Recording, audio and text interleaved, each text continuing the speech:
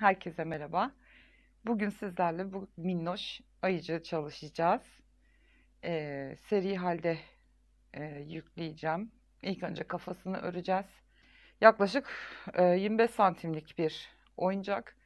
10 milim güvenli kilitli göz. Kullandığım koton iplikle örüyoruz. Tığ numaram 2,20 milim. 3 numara tulip tığ. Ben koton ip olarak Ören Boya'nın Madame Koton ipini kullandım. Bunun renk numarası 005. Kahverengiydi. Alize Cotton Gold'un. Onun etiketi üstündeymiş. İp sarmışım üstüne. Zaten tek çeşit kahverengisi var. Yanılmıyorsam. Renk numarasını bulabilirsem. 493 bunun da renk numarası.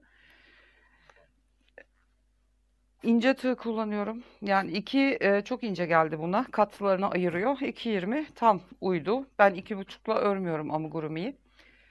Çünkü doldurduğum zaman aralarının ayrılmasını istemiyorum. Dediğim gibi 10 numara kitli göz ve elyaf'a, boncuk elyaf'a ihtiyacımız var. Şimdi dilerseniz ipimi hazırlayayım.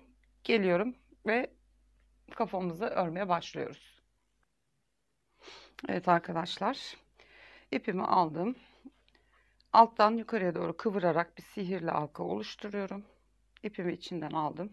Bir tane zincir çektim, sıkıladım. Şimdi sihirli halkanın içine 6 tane sık iğne örerek kafamıza başlıyoruz. 3, 4, 5, 6. İpin ucunu çekip kapatıyorum. Farklı bir renkte işaretleyici olarak bir ip alabilirsiniz. Ben ihtiyaç duymuyorum ama yeni başlayan arkadaşlarımız varsa araya koyuyoruz bunu ve şimdi ikinci sıramıza geçiş yapıyoruz.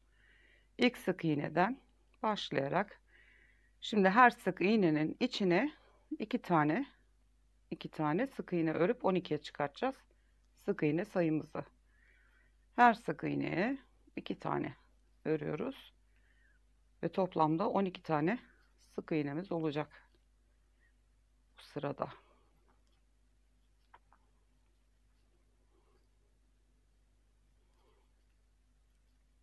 Evet, işaretleyiciyi arkadan öne alıyorum ve şimdi tek bir çift öreceğiz. Bir sık iğne, ikincisine çift. Artık birçok insanın bunları bildiğini varsayarak bir tek bir çift, iki tek bir çift diye gideceğim. Üçüncü sıramızda bir tek bir çift örüyoruz ve 18 tane sık iğne elde etmiş oluyoruz.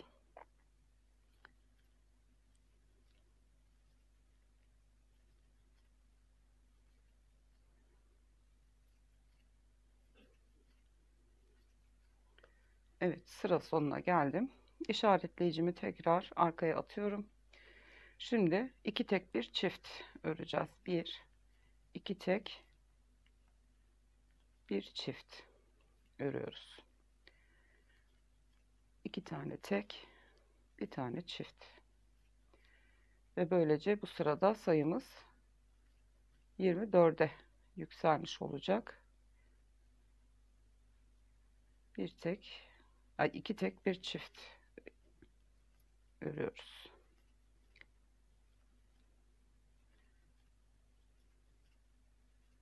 Üçüncüsüne çift.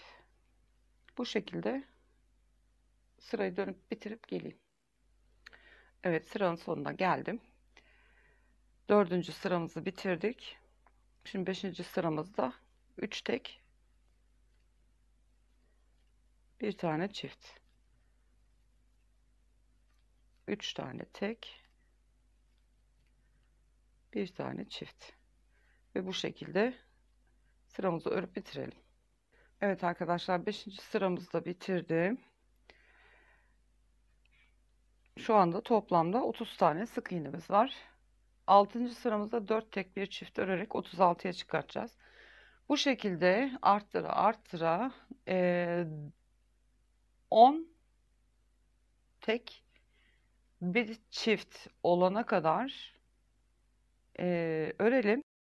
Evet arkadaşlar, 10x 1 arttır sırasına kadar ördüm. Şu anda toplamda 72 tane sık iğnemiz var. Şimdi yapacağımız işlem 23 tane sık iğne örüp bir tane arttırma yapacağız. Şu işaretleyicimi tekrar yukarı alayım. 3 ilmek arttırma yapıp 75 sık iğneye çıkacağız. 23 tane tek, bir tane çift öreceğiz. Şöyle 4, 5, 6, 7, 8, 9, 10, 11, 12, 13, 14, 15, 16, 17, 18, 19, 20, 21, 22, 23 tane ördüm. Bir tane yine artırmanın tam üstüne denk geliyor burası. 23 tane tek ördüm. Bir tane arttırıyorum. Bir sırada 3 tane arttırmış oluyoruz. Şimdi diğer ikisini de yapıp toplamda 75 sık iğne olana kadar sıra sonuna kadar örelim. Evet. Şimdi 13. sıramızı ördük. 23 tek, bir çift, toplamda 75 sık iğnemiz var. Şimdi son bir artırma daha yapacağız. 14. sıramızı örüyoruz. 24 tane tek öreceğiz. Bir tane arttırma yapacağız. 1, 2, 3,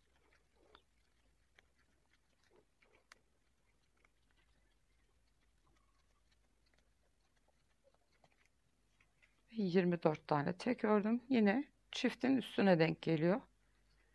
Ve çiftimi örüyorum. 24 tane tek, bir çift ördüm. Şimdi sırayı tamamlayalım. 24 tek bir çift, 24 tek bir çift örüp sıramızı bitirip gelelim. Evet arkadaşlar, 24 tane tek, bir tane çift, 3 tekrardan şu anda toplamda 78 tane sık iğnemiz var. 14 sıra ördük. Şimdi 15. sıra dahil, 25. sıra dahil toplamda 11 sıra bu 78 tane ilmeği hiç arttırma eksiltme yapmadan 78 ilmeğimizi 11 sıra boyunca örelim. Ondan sonra 26. sırada tekrar birlikteyiz. Eksiltmelere geçeceğiz. Evet arkadaşlar. Şimdi ben arttırmadan sonra 11 sıramı 78x olarak, 78 sık iğne olarak 11 sıra ördüm ve şu anda işaretleyicimin olduğu yerdeyim. Şimdi artık kesmelere geçeceğiz. Geçmeden evvel şu gözlerimizi de takalım. Arka tarafta kalacak. Dikişi oradan başlayacağız çünkü. Şöyle öne gelecek şekilde şu tepe noktasından sık iğne başladığımız yerden aşağıya doğru, yukarıdan aşağıya doğru 18 sıra sayıp 18 ile 19. sıranın arasına takıyoruz gözlerimizi. 10 milim kilitli göz, güvenlikli kilitli. Şimdi ilkini şöyle göz hizası yerini ayarlayın. Arkada kalacak şekilde başlangıç yerimiz. İlk gözümüzü takalım. Şu şekilde. Arkasına kilidini de takıyorum. Daha sonra uğraşmamak için. Ay takamadım. Bunlar Avrupa göz olduğu için kilitleri çok sağlam. Yerli göz kullandığım zaman mutlaka şu siyah uçlarını çakmakla yakıp bastırıyorum geri çıkmasın diye. Evet, şimdi taktık. 8 sık iğne aralık bırakıp ikinci gözümüzü takacağız. 9. sık iğnenin içine gözümüzü takıyoruz. Yukarıdan aşağıya 18 sıra sayıp 18 ile 19'un arasına 8 sık iğne arayla takıyoruz.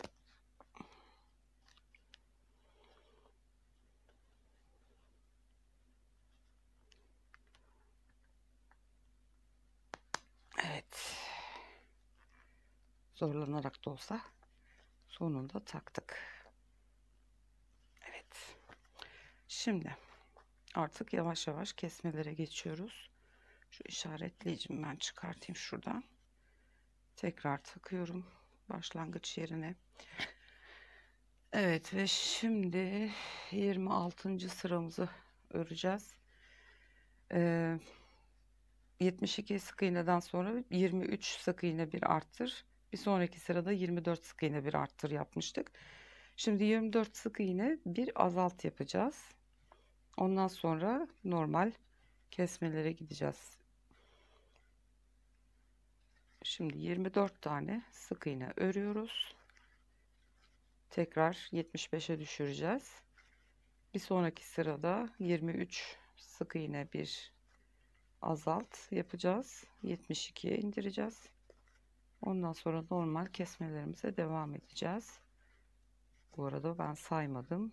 1, 2, 3, 4, 5, 6, 7, 8, 9, 10, 11, 12.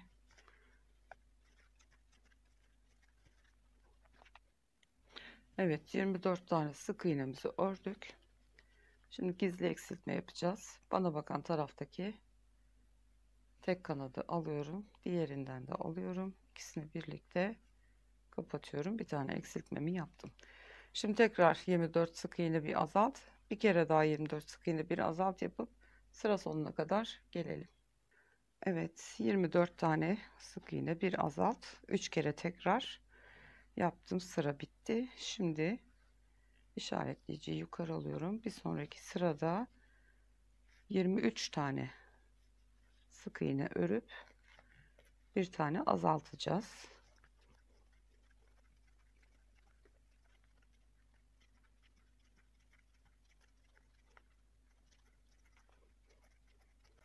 Evet, 23 tane ördüm. Bir önceki kesmem burada. Bir önündeki ilmekle bir önceki sırada kestiğimi birer katlarını aldım ve gizli eksiltme olarak yaptım. Şimdi bunu 2 kere daha tekrarlıyoruz ve sık iğne sayımızı 72'ye düşürüyoruz. Evet, sıram bitti. Şimdi işaretleyicimi alıyorum. Şu anda 72 tane sık iğnemiz var. Şimdi arttırma yaptığımız gibi şu anda normal eksiltmelerimize geçeceğiz. 10 sık iğne bir arttırla bitirmiştik. Şimdi 10 sık iğne bir eksiltme ile başlıyoruz eksiltmelerimize ve 72 sayısını 66 sık iğneye düşürüyoruz. 2 3 4 5 6 7 8 9 ve 10. Şimdi burada bir tane kesiyoruz. Bu şekilde 10 tane sık iğne bir kesme 6 tekrar sıra sonuna kadar örüp gelelim. Evet, bitirdim ben sıramı. Şimdi işaretleyiciyi yukarı alalım. Şimdi 9 sık iğne bir eksilt yapacağız ve 66 sayısını 60'a indireceğiz. 1 2 3 4 5 6 7 8 ve 9. Gördüğünüz gibi bir önceki eksiltmemiz burada. Bir önündekiyle zaten eksiltmeler hep bir hizada gidecek. Bakın gizli eksiltme olduğu halde şöyle ufak yatay bir çizgi halinde görünüyor. Bu şekilde devam edecek. Şimdi 9 tane ör, bir tane eksilt, 6 tekrar yaparak 60 tane sık iğneye indireceğiz. Sıra sonuna kadar örüp gelelim. Evet arkadaşlar, 29. sıramızı da ördük. Şimdi 30. sıramıza geçiyoruz. Bu sıramızda da 8 tane örüp bir tane eksilteceğiz ve ilmek sayımızı 54'e indireceğiz. 1 2, 3, 4, 5, 6, 7, 8. 8 tane örüp bir kere kesiyoruz. İlkini yaptık. 5 tekrar daha yapıyoruz. Toplamda bir sırada 6 tekrar yapıyoruz bu işlemleri. Şimdi sıra sonuna kadar ilmeklerimizi örelim. 54 sık iğne olarak bu sıramızı tamamlayalım. Evet arkadaşlar, 30. sıramızı da bitirdik. 8 tane ördük, bir kestik ve şu anda 54 tane sık iğnemiz var. Şimdi 31. sırada 7 ör, bir kes yapacağız ve sayımızı 48'e düşüreceğiz. 1, 2, 3, 4, 5, 6 ve 7. 7 tane örüyoruz. Bir tane şu şekilde ön kanatlarını alarak kesiyoruz.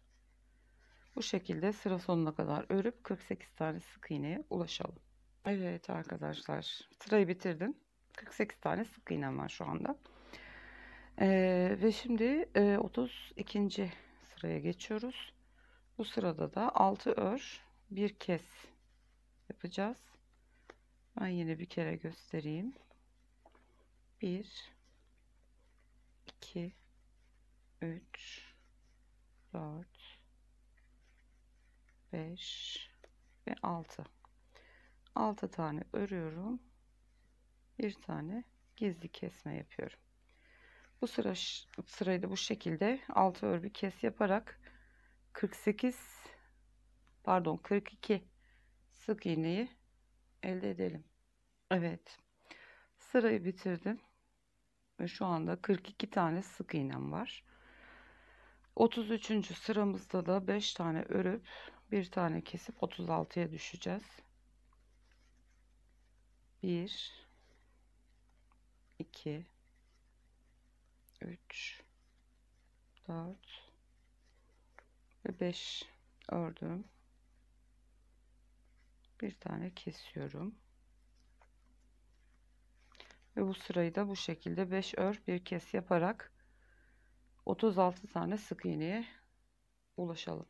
Arkadaşlar 33. sırayı da 5 ör, bir kes yaparak 36 sık iğneye ulaştık.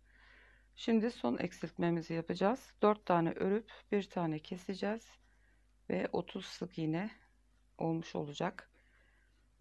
34. sıramızda bu son kesmemiz, boyun kısmında 30 tane sık iğnemiz olacak.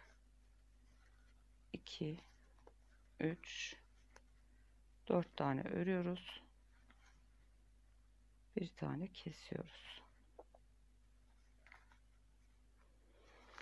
Gördüğünüz gibi kesmelerimiz şurada bir hizada belli oluyor zaten.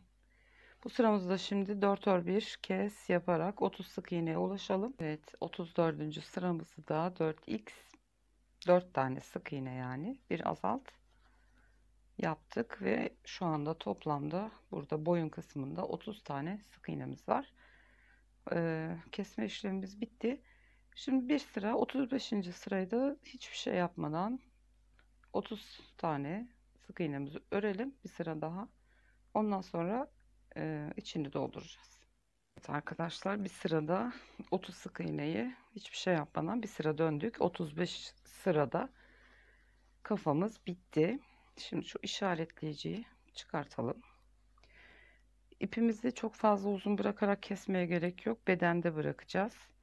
O yüzden şunu şöyle buradan kesiyorum. Bir tane zincir çekiyorum. Sıkıştırdım. Ve bunu şöyle, hani burası çok kalkık durmasın diye yanındaki ilmeklerin içten dışa doğru tığımı batırıp bu ipi içeri alıyorum. Şöyle bu çıkısında kalacak. Şimdi elyafımızı doldurup kafamızın şeklini verelim. Şu anda hiçbir şeye benzemiyor tabi. Birinci sınıf kalitede boncuk elyaf kullanıyorum. Kar beyaz. İkinci kalite olanlar böyle grimsi, mavimsi bir rengi oluyor. Ben onları almıyorum. Çünkü çocuklarımız için ördüğümüz için bunları tamamen sağlıklı olması için her şeyin en iyisini almaya çalışıyorum. Organik olması için. Evet, şimdi elyafımızı avucumuzun içinde başımızı döndürerek şöyle her tarafına eşit miktarda sıkı sıkı dolduralım.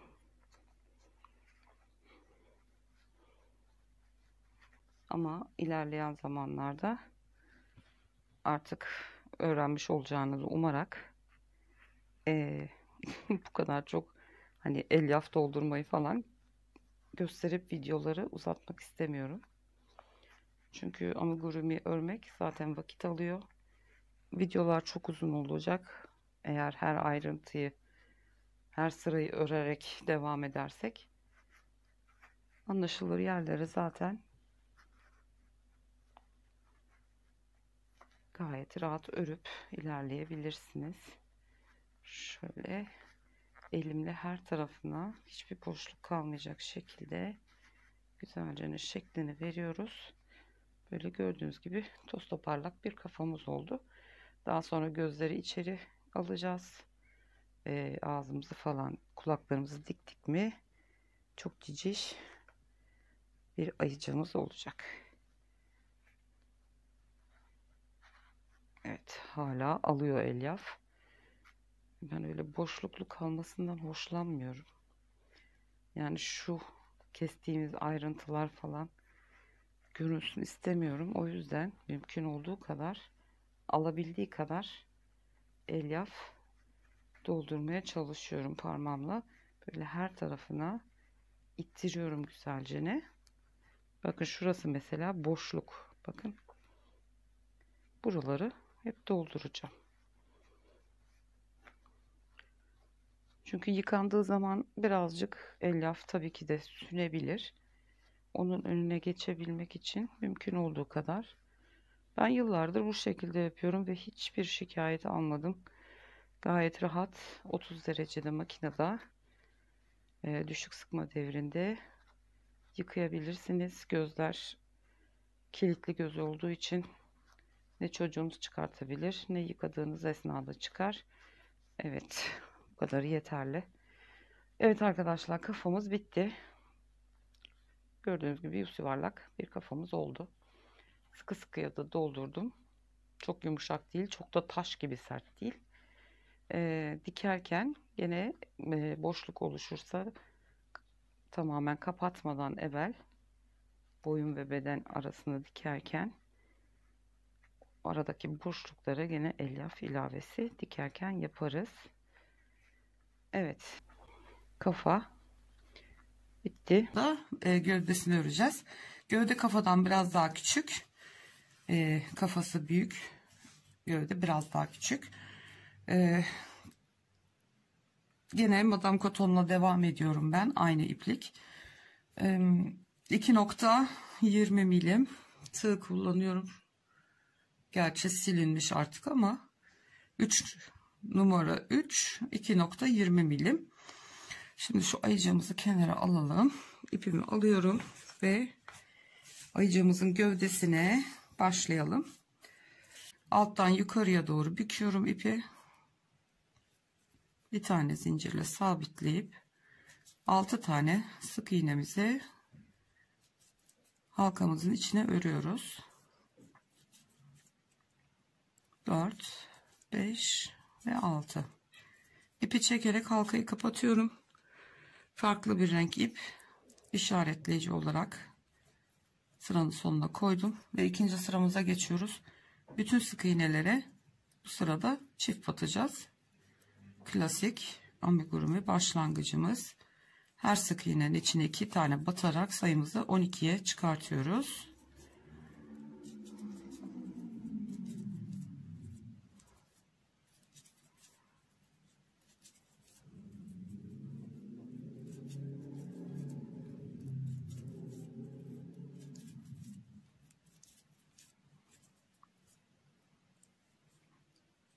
Evet, sayalım. 2, 4, 6, 8, 10, 12.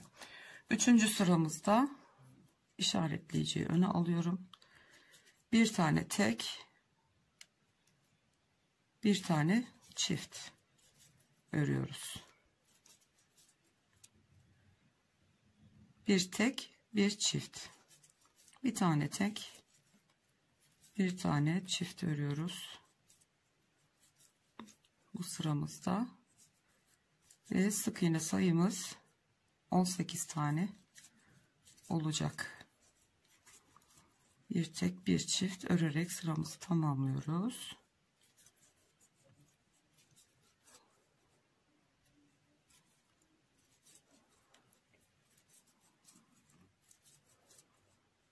Ve sonuncusunu yapıyorum. Ve sıra sonunda 18 tane sık iğnemiz oluştu. İşaretleyiciyi arkaya alıyorum. Bu sırada dördüncü sıramızda bir tek, iki tek, bir çift öreceğiz. İki tane tek, bir çift ördüm. İki tek, bir çift. Bu sıramızda bu şekilde örüp sık iğne sayımızı 24'e çıkartıyoruz. Dördüncü sıramızda bitirdik. 24 tane sık iğnemiz var. Beşinci sıramızda şimdi 3 tane tek, bir çift öreceğiz. 1, 2, 3 tane tek, dördüncüsüne çift batıyoruz. 1, 2, 3, dördüncüsüne çift batıyorum. Bu şekilde sıramızı 3 tek bir çift olarak örelim. 30 tane sık iğne elde etmiş olacağız. Evet, 5. sıramızda da 3 tek bir çift örerek 30 tane sık iğne elde etmiş olduk. 6. sıramızda şimdi 4 tane tek öreceğiz, bir tane çift öreceğiz. 3, 4 ve 5.'sine çift batıyorum. Aynı şekilde sıramızı bu şekilde 4 tek bir çift örerek 36 sık iğneye çıkaracağız sayımızı.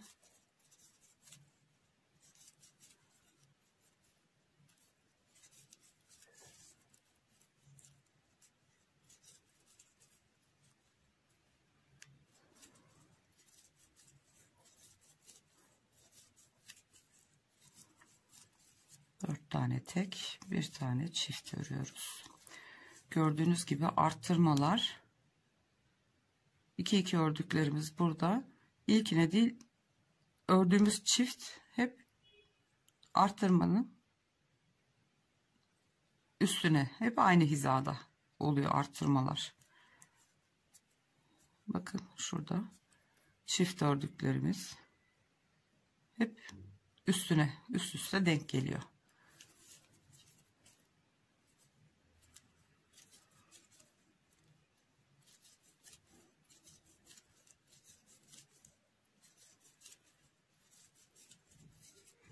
Evet, son kez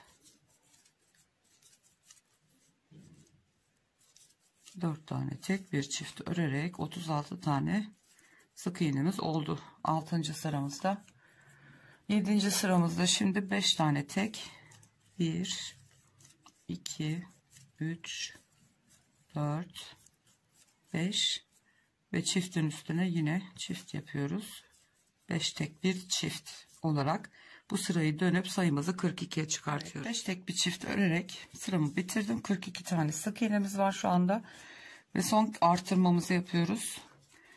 6 tane tek, bir tane çift öreceğiz bu sırada. 2, 3, 4, 5, 6 tane tek, bir tane çift.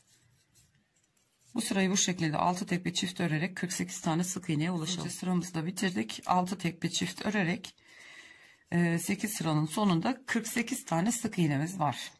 Şimdi 9. sıra dahil 17. sıra dahil toplamda 9 sıra artırma eksiltme yapmadan düz bir şekilde öreceğiz. 9. sıradayız şu anda.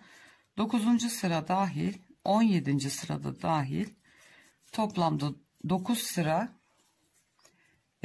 artırma eksiltme yapmadan dümdüz örüp gövdenin yüksekliğini yapacağız. Dümdüz bir şekilde sıralarımızı dönelim. 9 sıra toplamda düz 48 sık iğnemizi örelim. 9 sıra artırma eksiltme yapmadan ördüm.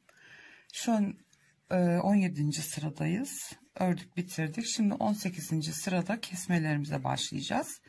İşaretleyicimi koyuyorum ve 14 tane sık iğne örüp bir tane azaltacağız ve bunu 3 tekrar yapacağız bir her sırada. 3'er 3'er eksilteceğiz.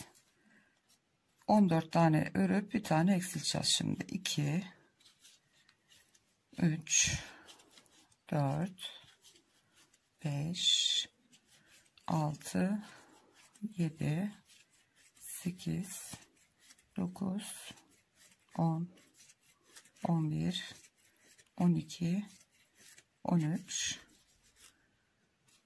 ve 14 ve bir tane tek bana bakan katlarından alıp bir taneyi kesiyorum. Tekrar devam ediyoruz. 14 tane örüp bir keseceğiz. 14 örüp bir keseceğiz. Ve bu sırayı bu şekilde bitireceğiz. 18. sıramızda 14 tane ördük. Bir tane kestik. Şimdi 13 tane örüp bir tane keseceğiz. Birer birer azaltıyoruz. 1 2 3 4 12 ve 13 ördüm. İlk kestiğimiz burada. Yine onun üstüne denk geliyor. 13 tane örüp bir kesiyoruz. Bu sırada ilmek sayımız 42'ye düşecek. Boyumda, kafada biliyorsunuz burada 30 sık iğnemiz kalmıştı. Bedeni de 30'a kadar bu şekilde indireceğiz. Şimdi 13 tane ör bir kes yaparak bu sırayı tamamlayalım. 13 tane sık iğne bir eksilt yapıp 42'ye düşürdük. Şimdi 12 tane sık iğne örüp bir azaltıp 39'a düşüreceğiz bu sırada. 2 3 4 11 12 tane ördüm. Bir tane kesiyorum. 12 ör bir kes, 2 sefer daha yapıp sıra sonuna gelelim ve 39 sık iğnemiz olacak bu sıra sonunda. Ör bir eksilt yaparak 39 sık iğnemiz oluştu. 20. sıramızda. Şimdi 21. sıramızda 11 tane örüp bir tane azaltıp 36'ya düşüreceğiz. 1 2 3 4 5 6 7 8 9 10 11 tane örüyorum. Kesme yerimiz burası belli zaten. Hemen üstüne denk geliyor. Bir tane kestim. Bir ör, bir tane kes, 2 kere daha örüp sıramızı tamamlayalım ve 36 tane sık iğnemiz olacak bu sırada. Birinci sıramızda ördük. 11x bir azalt yaparak 36 sık iğnemiz var. 2 sıramız kaldı kesmelerin bitmesi için. Şimdi 22. sırada 10 tane sık iğne örüp bir tane keseceğiz. Ve sayımızı 33'e düşüreceğiz. 2 3 4 5 6 7 8 9 ve 10. Yine bir tane kesiyorum. Evet, 2 kere daha 10 sık iğne bir eksilt yapalım. Sıra sonunda 33 tane sık iğnemiz olacak. 22. sıramızda 10 tane sık iğne bir azalt yaptık. Şimdi son sıramızdayız. Kesme sırasının son sırası. 23. sıra 9 tane örüp bir tane keseceğiz. 1 2 3 4 5 6 7 8 ve 9. Yine bir tane kesiyorum. 2 kere daha bu şekilde 9 ör, bir azalt, yapıp sıra sonuna gelelim. Sıramızda da 9 tane örüp bir tane kestik, 3 tekrar yaptık ve 30 tane sık iğnemize ulaştık. Başımızda da 30 sık iğne bırakmıştık. Şimdi bu 30 tane sık iğneyi bir sıra artırma eksiltme yapmadan bir sıra öreceğiz. Ondan sonra gövde kısmımız bitmiş olacak. Şimdi 24. sırayı 30 sık iğne olarak örelim ve gelelim. Sıra döndüm 30 sık iğneyi ve bitti. Şimdi ipimizi biraz uzun bırakarak kesiyorum, dikiş için pay kalsın diye. Şu işaretleyicimi alayım şuradan. Evet, şöyle bir kere içinden geçip sıkılıyorum buraya. Arkadan, bir yanındaki ilmekten arkadan öne doğru batıyorum ve bu ipi iç kısma alıyorum. Dikerken şurası bu şekilde düzgün olsun diye. Şimdi elyafımızı da dolduralım içine. Gövdemiz bitsin. Hemen küçük bir tane kuyruğumuz var. Onu örelim. Şöyle her tarafına güzelce yedirerek elyafımızı dolduralım.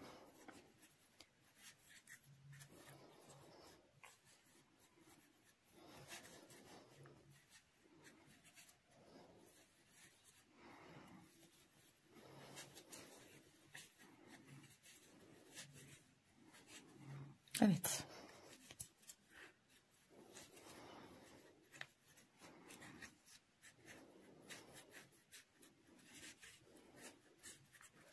Daha biraz alır. Her tarafını eşit bir şekilde doldurmaya çalışalım.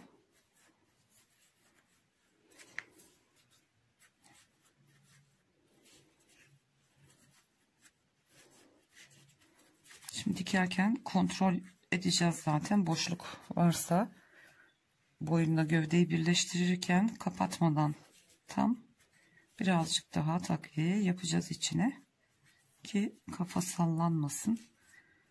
Daha büyük bir ayı olsaydı ayıcık şey yapacaktık boynuna. Doğalgaz borusu, elektrik borusu ya da kalın tel uçlarını bantlayıp kapatıp kafası dik dursun diye, ama bu ufak olduğu için gerek yok. Evet, elyafımızı da doldurduk, gayet güzel şekil aldı. Gördüğünüz gibi yuvarlak oldu. Evet, bunu kenara alabiliriz şimdi. Kafamız da tamam. Şimdi şöyle minik bir kuyruğumuz var, biliyorsunuz ayıcığımızın. O kuyruğumuzu örelim isterseniz. Şimdi kuyruğumuz içinde sihirli halka yapıyoruz. Şöyle 5 tane sık iğne dolduruyoruz kuyruk için. 1 2 3 4 ve 5 halkamızı kapatıyoruz. Ben kullanmıyorum işaretleyici genelde ama sizlere kolaylık olsun, rahat anlayabilin diye koyuyorum. 5 sık iğneden sonra ikinci sıramızda her sık iğneye yine 2 2 batıp 10'a çıkacağız. 2 3 4 5 6 7 8 9 ve 10. İşaretleyicimi öne alıyorum. Bir tek bir çift örüp 15'e çıkartacağız. Bir tek bir çift, bir tek bir çift. Aynı 6 sık iğne ördüğümüz gibi ama 5 sık iğne üstünden ilerliyoruz.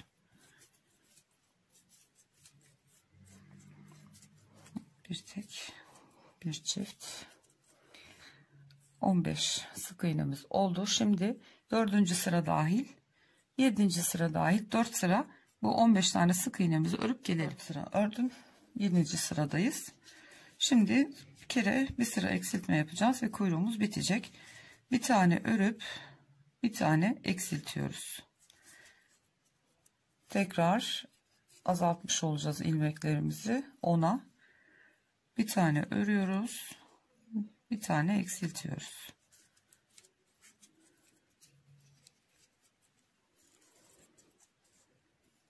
Bir tane örüp bir eksiltme yapıyoruz.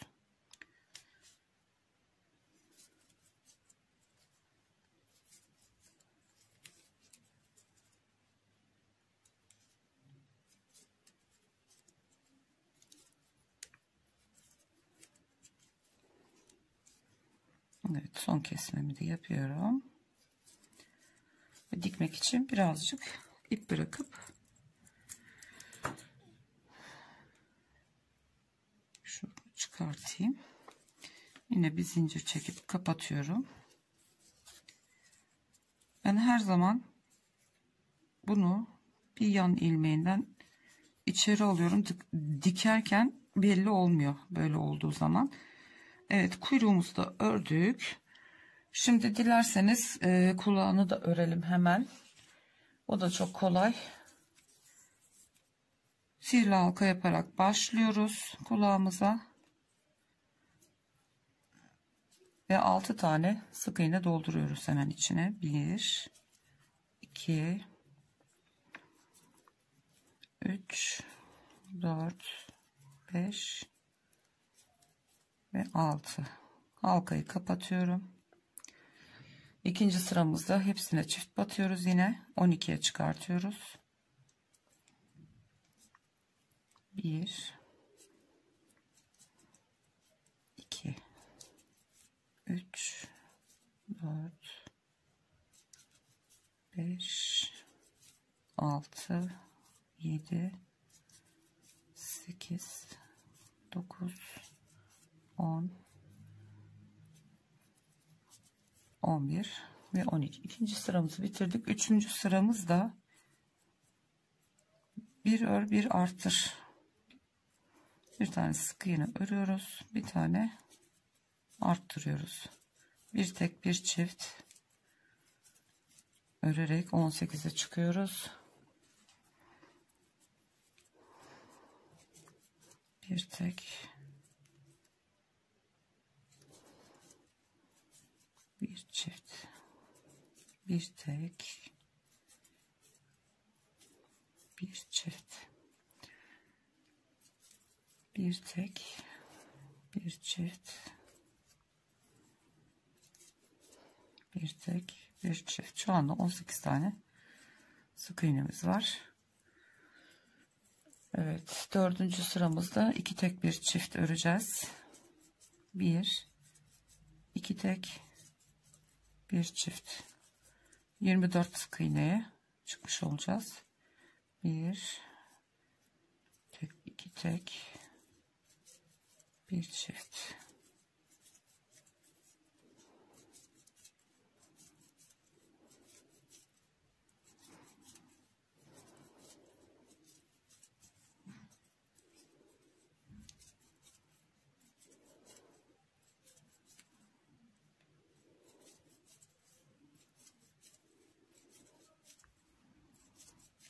Evet, bu sıramız da bitti. 24 sık iğnemiz var şimdi.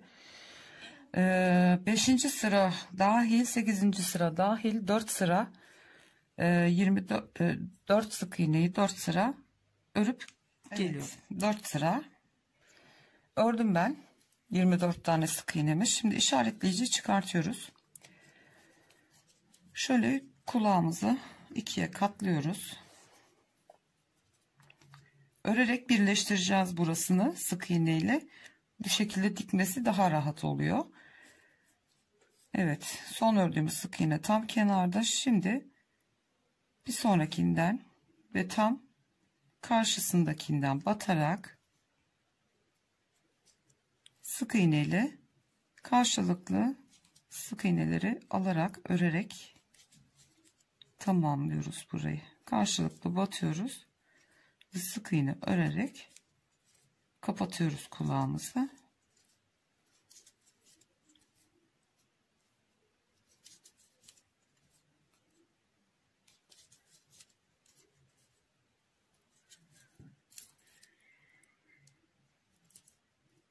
Sihirli halkanın ipi. Onu da ittirdik içeri. Bu şekilde karşılıklı batarak sonuncusunu da yapalım şuraya. Evet, ördük ve kapattık. Kulağımız da hazır. Böylece bir tanesi. Ben diğer tekini de öreceğim sonra. Evet, birazcık ip bırakarak kesiyorum yine. Sıkıştırıyoruz burayı. Bu ipiyle daha sonra dikeceğiz. Şimdi beyaz ipimi alayım arkadaşlar. Şimdi beyaz ipimizi alıyoruz. Ve burnumuzu örelim şimdi. Yine sihirli halkayla başlayacağız. Ve içine 6 tane sık iğnemizi öreceğiz. 1 2 3 4 5 ve 6. Halkamı kapatıyorum ve ikinci sırada hepsine çift batıyoruz. 12'ye çıkartıyoruz sık iğne sayımızı. 1 2, her sık iğneye 2 tane batarak 12 tane sık iğne elde edeceğiz.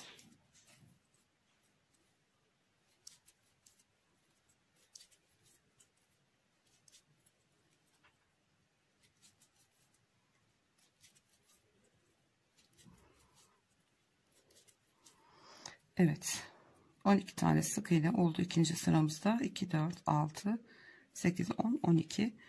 Eğer şaşırırsanız bu şekilde farklı renk bir ip koyarak sıra başlangıcını belirleyebilirsiniz.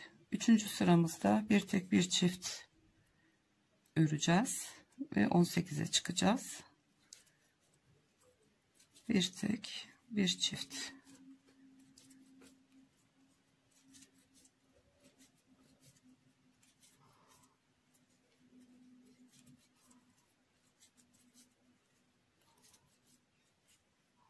Şu halkamın ortasını kapatayım iyice. Evet, bir tek bir çift örerek üçüncü sıramızda 18 sık iğne elde etmiş olduk.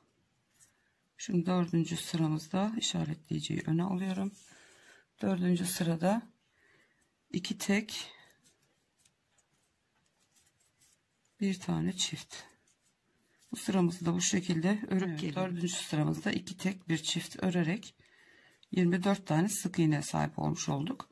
Şimdi 5. sıramızda 3 tek bir çift öreceğiz. 2 3 ve dördüncüsüne çift batıyoruz. 3 tek bir çift örerek bu sıramızı tamamlayalım. Sıramızda 3 tek bir çift örerek 30 tane sık iğnemiz oldu. Şimdi 6. sıramızda 4 tane tek bir tane çift öreceğiz. 1 2 3 4 tane tek ördüm. Bir tane çift ördüm. 4 tek bir çift örerek bu sıramızı tamamlayalım. Ve 36 tane sık iğnemiz olacak bu sıra sonunda. Evet, 6. sıramızda da 4 tek bir çift örerek 36 tane sık iğnemiz oldu. Şimdi 7. sıramızda 5 tek bir çift örerek 42 sık iğneye ulaşacağız. 1 2 3 4 5 tek ördüm ve çiftimi ördüm. 5 tane tek bir tane çift örerek bu sıramızda bitirip 42 sık iğneye ulaşalım. Evet, 7. sıramızda da 5 tek bir çift örerek 42 tane sık iğnemiz oldu. Şimdi 8. sırada hiç arttırma yapmadan sadece bir sıra 42 tane sık iğneyi örelim. Evet arkadaşlar, Bir sırada 42 sık iğneyi ördüm. Şimdi işaretleyiciyi çıkartıyorum. Bununla işim bitti. İpi biraz uzun bırakarak keseceğim. Dikiş için gerekecek. Yine bir tane zincir çekerek ipi içinden geçiriyorum. Yine arka taraftan tığımı takıp bu ipi arkaya alıyorum.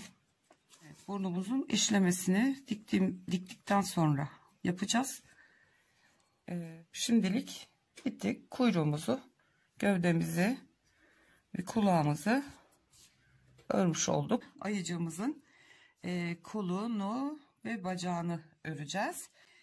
Sihirli halka yaparak başlıyoruz. Sabitliyorum ve içine 6 tane sık iğne dolduruyoruz. 3 4 5 ve 6 halkayı kapatıyorum. İkinci sırada hepsine çift batarak 12 sık iğne öreceğiz. 2 3 4 5 6 7 8 9 10 11 ve 12. Evet, ikinci sıramızı da ördük. Dilerseniz işaretleyici koyabilirsiniz sıra başına şaşırmamak için. Üçüncü sıramızda bir tek bir çift örüp 18 tane sık iğne elde edeceğiz. Bir tek bir çift, bir tek bir tane çift. Size ufak bir püf noktası da göstereceğim. Yani püf noktası değil de ben o şekilde sayarak yaptığımda çok rahat örüyorum. Hani sizin için belki de benim gibi kolaylık olur. Şimdi üçüncü sıramızı ördük ve 18 tane sık iğnemiz var. Şimdi dördüncü sıramızda iki tek bir çift yapacağız. Şimdi şöyle söyleyeyim. 6 sık iğne çift batıyoruz. İkinci sırada 12 sık iğne oluyor değil mi? Üçüncü sıramızda bir tek bir çift ördük diyelim. Şimdi bir tek bir çift nedir? Toplamda 3 ilmek yapıyor değil mi? Saydığımızda. Ben örerken şimdi iki tek bir çift öreceğiz mesela. İki tek bir çift 4 rakamı, 4'ün katları. 6 kere tekrar yaptığımıza göre her bir sırada 24 tane sık iğne yapar. Ben şu şekilde sayarak örüyorum. Şimdi iki tek öreceğim ya. 1 2 üçüncüsüne çift batacağım. 3 4 5 6 2 tek ördüm. Çiftimi batıyorum. 7 8 24 sayısına ulaşana kadar bu şekilde 9 10 çiftimi batıyorum. 11 12 13 14 çiftimi batacağım. 15 16 4 ve katları olarak 24 sık iğneyi bu şekilde sayıyorum. 17 18 çiftimi batıyorum. 19 20 21 22 23 çiftimi batıyorum buraya. 24. Bu şekilde örmek bana çok kolay geliyor. Mesela şimdi bu sırada 5. sıramızda 3 tek bir çift öreceğiz. 3 tek bir çift 5. 6 tekrardan 30 sık iğne yapar. Ne yapıyorum? 1 2 3 tekimi ördüm. Çiftimi batacağım buraya. 4 5 devam ediyorum. 6 7 8 9 çifti batıyorum. 10. Bu şekilde sayarak örmek bana kolay geliyor. Belki dedim size de kolay gelir. Ufak bir bilgi olarak vereyim dedim. Evet, 3 tek bir çift örüp 30 sık iğne elde ediyoruz.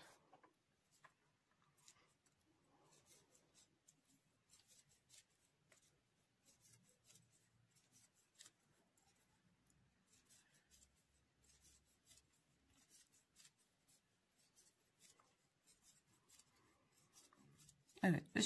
sıramızda ördük ve 30 tane sık iğnemiz var. Şimdi 6. sıra dahil, 11. sıra dahil toplamda 6 sıra 30 sık iğnemizi örüp gelelim. Arkadaşlar, 6 sıra 30 tane sık iğneyi ördük. Şimdi 12. sıramızda eksiltmelere başlıyoruz. 3 tane sık iğne örüp bir tane eksilteceğiz. 1 2 3 tane ördüm. Bir tane kesiyorum. 1 2 3 tane örüyoruz. Bir tane kesiyoruz. Bu sıramızı bu şekilde örüp gelelim. 3 ör bir kes yaptık. Şimdi bu sıramızda da 2 örüp bir keseceğiz. 1 2 tane örüyoruz. Bir tane eksiltiyoruz. 2 tane örüyoruz. 1 2 bir tane kesiyoruz. Bunu 6 tekrara tamamlayacağız ve sık iğne sayımız 18'e düşecek. Bu şekilde dönüp arkadaşlar 13. sıramızda 2 ördük, bir kestik. Şimdi 14. sıra, 15. sıra ve 16. sıra toplamda 3 sıra 18 sık iğnemizi örüp gelelim. Ben ördüm 3 sıramı. Şimdi 17. sıraya başlamadan önce birazcık elyaf dolduralım içine. Çünkü eksiltmelere devam edeceğimiz için daha sonradan doldurması zor olacaktır. O yüzden şimdiden dolduralım. Zaten kolların şu üst kısmında elyafımız yok. Hani buralarını da doldurursak ağzını kapattığımız için böyle gövdeden ayrı kalkık duracak. O yüzden üst taraflara dolgu yapmayacağız. Şimdi burayı sımsıkı dolduralım.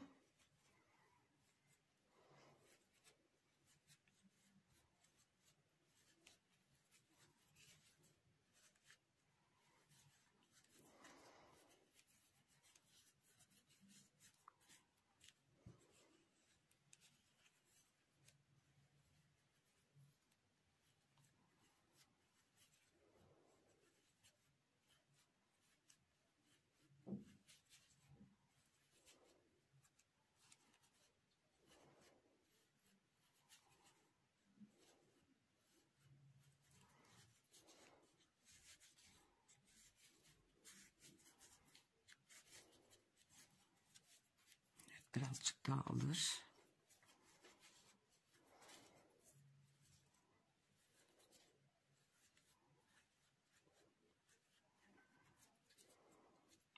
Evet. Gördüğünüz gibi gayet güzel oldu. Hatta ben birazcık daha doldurayım. Açgözlülük yapayım. Sevmiyorum öyle çok boş olduğu zaman, yumuşacık yumuşacık. Şöyle güzel dolgun dolgun dursun. Evet, şimdi 17. sıramıza başlayabiliriz. Kesmeye devam ediyoruz. 16 tane örüp bir tane keseceğiz. Şimdi kesmeleri şöyle yaptım ben. Burası arkası. Bir tane arkaya denk getiriyoruz bir sırada. Öbür sırada yana getireceğiz. Bir sonraki sırada ortada keseceğiz. Yani dağıttım, bir sıra içinde kesmedim. Şimdi 16 tanemizi örelim.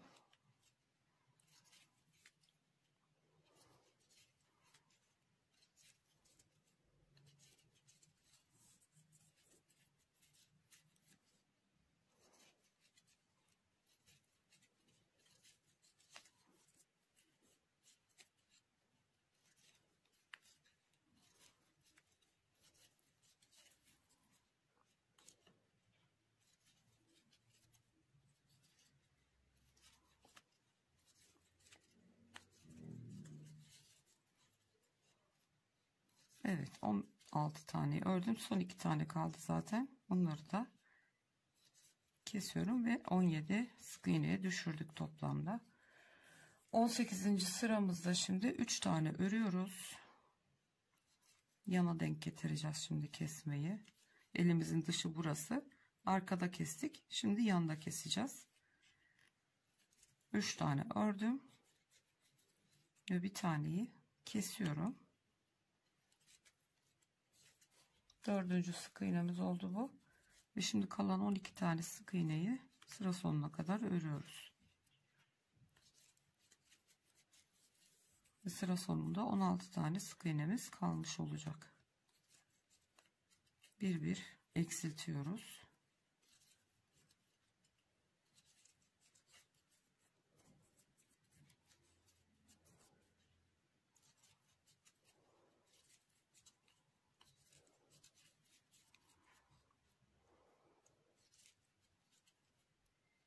Evet, son sık iğnemi de ördüm ve şu anda 16 tane sık iğnemiz var. Şimdi bundan sonra 7 tane öreceğiz. 7 sık iğne örüyoruz. 1 2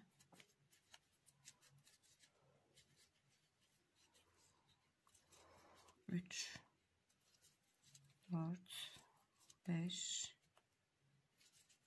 6 7 bir tane kesiyoruz burada. Evet, 7 taneyi kestik. Ay, 7 ördük, bir kestik. Şimdi kaldı 7 tane sık iğne. Onları da sıra sonuna kadar örüyoruz ve toplamda 15 tane sık iğnemiz kalmış oluyor.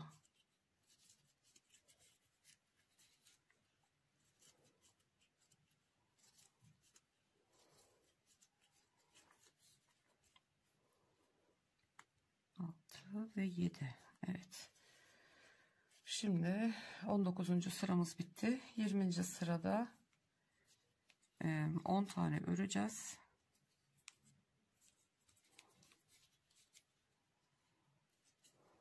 1 2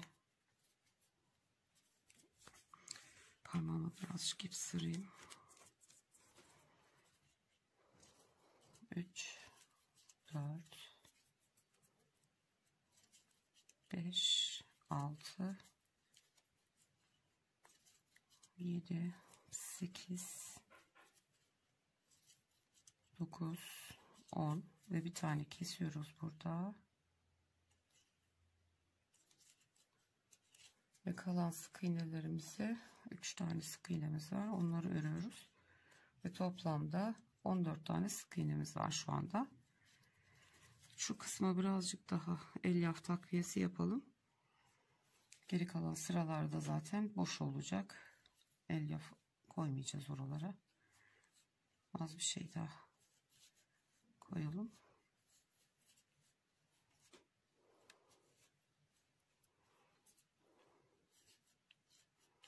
Evet, bu yeterli. Buraları boş kalsın. Evet, şimdi 21.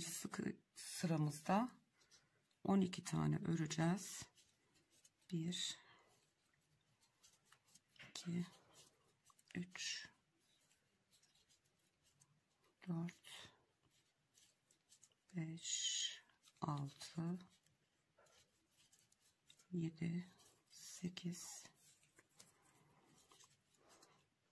9 10 11 12 ve arka taraftayız.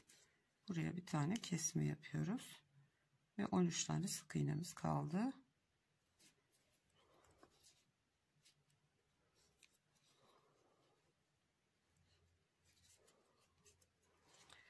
Evet, şimdi 5 tane örüyoruz, bir tane azaltıyoruz bu sırada.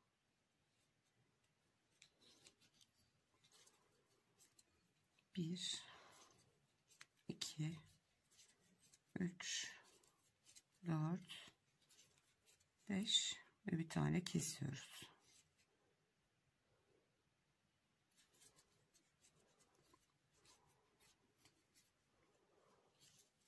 1 2 3 4 5 ve bir taneyi kesiyoruz.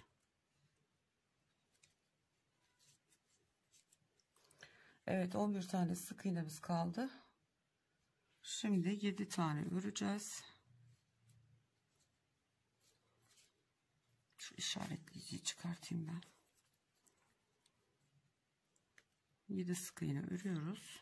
1 2 3 4 5 6 7 bir tane kesiyoruz ve kalan 2 tane sık iğnemizi örüyoruz. Toplamda 10 tane sık iğnemiz var. Evet ve bitti. Şimdi elimizi kapatıp gövdeye dikeceğimiz için elimizin ön kısmı, şu dışarı doğru çıkık olan kısım bize bakacak. O yüzden şu şekilde şu kısmı kapatacağız.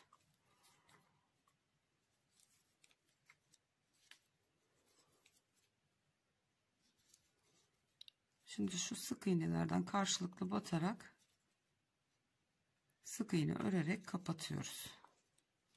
1 2 3 ve 4 sık iğne ile örüp kapattık. İpimizi birazcık uzun bırakarak keseceğiz. Fazla uzun bırakmanıza gerek yok. Zaten dikeceğimiz miktar çok az. Evet, kollarımız bitti. Ben birini örmüştüm zaten. Şimdi isterseniz ayağımızı da örelim. Örme işimiz bitsin. Evet arkadaşlar, bacağımızı örmeye başlayalım. Sihirli arkamızı yapıyoruz ve içine 6 tane sık iğnemizi dolduruyoruz. 3 4 5 ve 6 halkamızı kapatıyoruz ve ikinci sırada hepsine çift batıp 12 tane sık iğne elde ediyoruz. 1 2 3 4 5 6 7 8 9 10 11 ve 12. Üçüncü sıramızda bir tek bir çift 1 2 3 4 5 6 7 8 9 10 11 12 13 14 15 16 17 18. Gördüğünüz gibi temiz söylemiş oldum. Yöntemle gayet basit oluyor. Evet, dördüncü sıramızda iki tek bir çift. Yine aynı şekilde 4'ün katları olarak sayacağım bu sefer. 2 3 aynı noktaya çifti batıyorum. 4 5 6 2 tekimi ördüm. 7 ve 8 9 10 11 12 13 14 aynı noktaya çiftimi batacağım.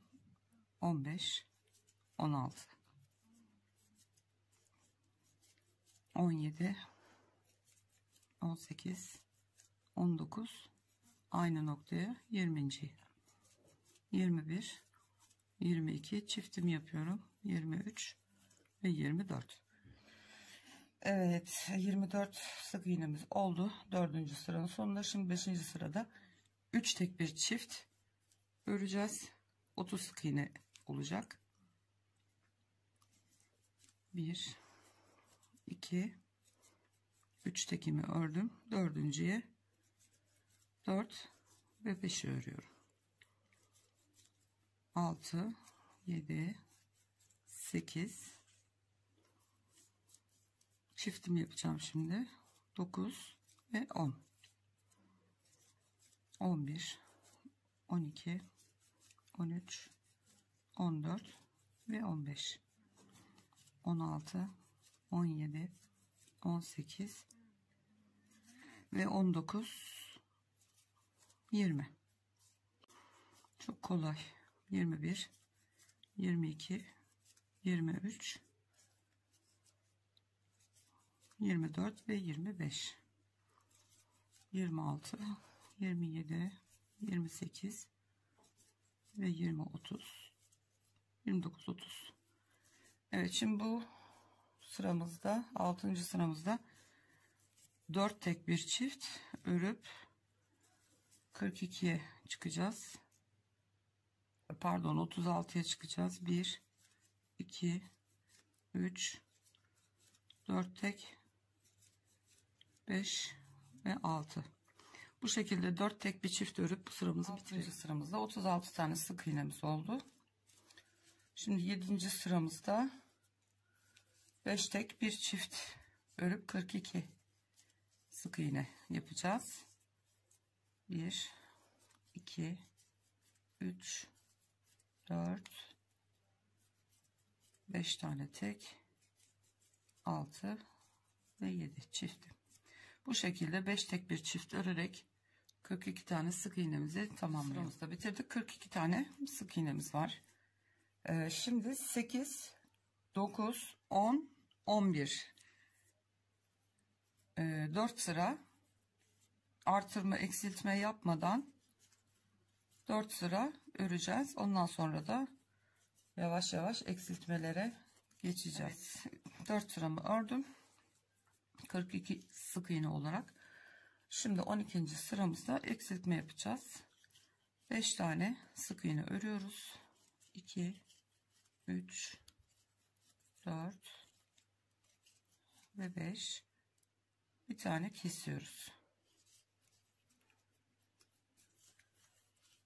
5 sık iğne, bir kesme, 5 sık iğne, bir kesme. Bu sırayı bu şekilde tamamlayıp evet, 12. sıramızda 5 tane ördük, bir tane kestik ve 42'den 36 tane sık iğne düşürdük. Şimdi 13. sıramızda farklı kesmelerimiz var. Onu da şöyle yapacağız. Şimdi bir tane sık iğne örüyoruz, bir tane kesiyoruz.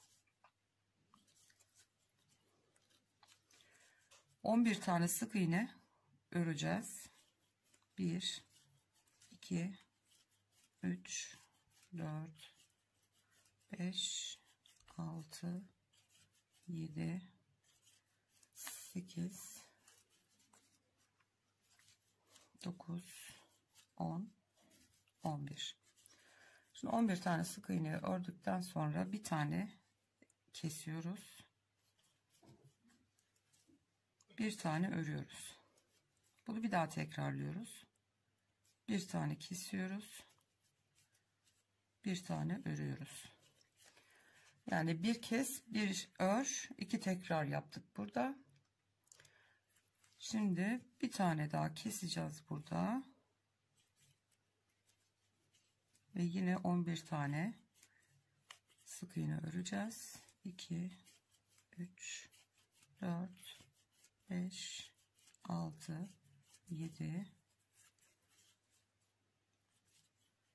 8 9 10 11. Bir tane kesiyoruz ve kalan bir sık iğnemizi örüyoruz ve 13. sıranın sonunda şu anda 31 tane sık iğnemizin olması gerekiyor. 14. sırada da 2 tane sık iğne örüyoruz, bir tane kesiyoruz 6 tane sık iğne örüyoruz. 1 2 3 4 5 6. Şimdi yine bir kez bir ör, 3 kere tekrarlayacağız bunu.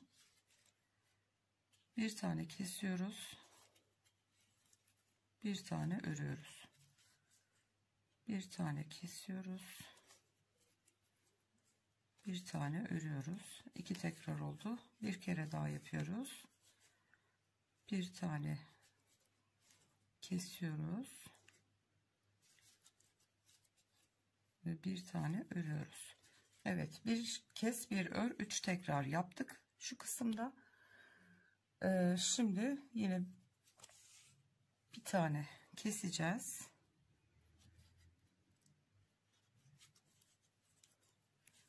Altı tane sık iğnemizi öreceğiz. 1 2 3 4 5 6. Bir tane kesiyoruz ve 2 sık iğneyi örüyoruz. Ve şu anda 25 tane sık iğne var bu sıramızda, 14. sırada. Şimdi yine 15, 16, 17 ve 18. sıraları toplamda 4 sıraya 25 tane sık iğnemizi örelim ve gelelim. Bir tane sık iğnemi ördüm. En son ilmeğimi kestim. Şimdi 23. sıradayız. 21 sık iğnemiz var şu anda. Ve şimdiki sıramızda 4 tane sık iğne öreceğiz. 1 2. Yine bu yan kısımda kesme yapacağız bu sırada. 3 4 tane örüyoruz. Bir tane kesiyoruz. Ve kalan 15 tane sık iğnemizi örüyoruz ve sıra sonunda 20 tane sık iğnemiz kalacak.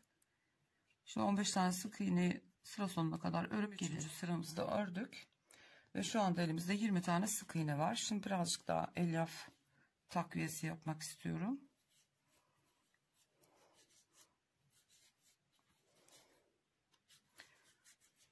Ördükçe biraz takviye yapmak her zaman en iyisi. Daha uzun bacaklı bir şey olsa doldurulmuyor sonradan. O yüzden böyle 4-5 sırada bir ya da 5-6 sırada bir birazcık doldurmak iyi oluyor.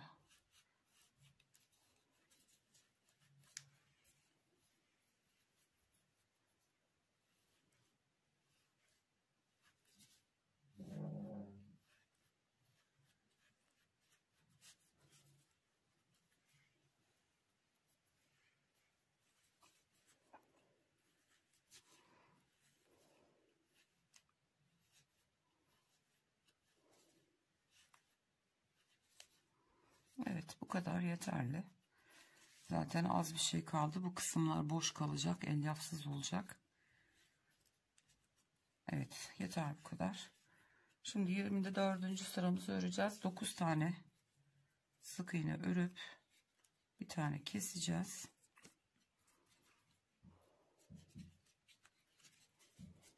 Bir, 2, 3, 4, 5, 6, 7, 8 ve 9. Bu seferki kesmemiz ön tarafa geliyor. Evet, 9 tane ördük. Bir tane kesiyoruz burada. Ve 9 tane kalan sık iğnemizi sıra sonuna kadar öreceğiz. 1 2 3 4 5 6 7 8 ve 9. Evet, bu sıramızda ördük. 19 tane sık iğnemiz var. Şimdi 25. sıradayız. 13 tane sık iğne öreceğiz. Şimdi önde kesmiştik. Bu sefer bu yanda kesme yapmış olacağız. 13 tane sık iğnemizi örelim.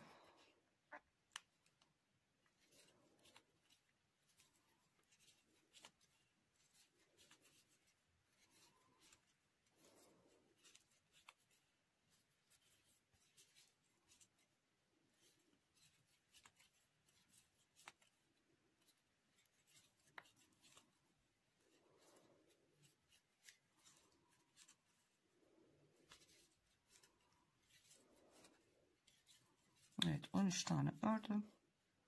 Bir tane kesiyorum. Ve 4 tane sık iğne kaldı. Onları örüyoruz.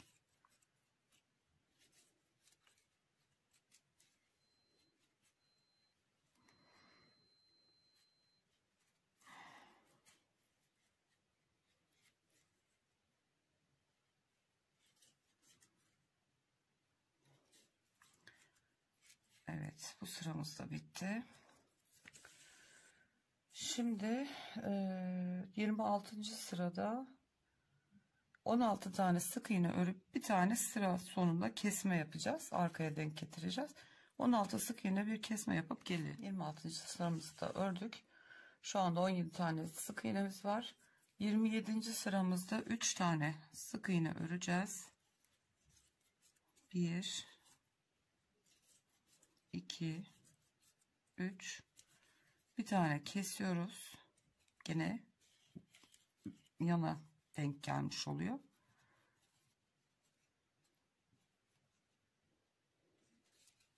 Bir tane kesiyoruz ve kalan 12 tane sık iğneyi sıra sonuna kadar örüyoruz. 2 3 4 5 6 7 8 9 10 11 ve 12. Evet, şu anda 16 tane sık iğnemiz var. 27. sırayı ördük. 28. sırada şimdi 7 tane sık iğne örüp bir tane keseceğiz. 2 3 4 5 6 7 tane ördük. Bir tane kesiyoruz. Ve kalan 7 tane sık iğnemizi devam ediyoruz. 1 2 3 4 5 6 7. Evet, 28. sıramız da bitti. 15 tane sık iğnemiz var. Şimdi 10 tane örüp bir tane keseceğiz. Diğer yanda kesmeyi yapacağız bu sefer. 2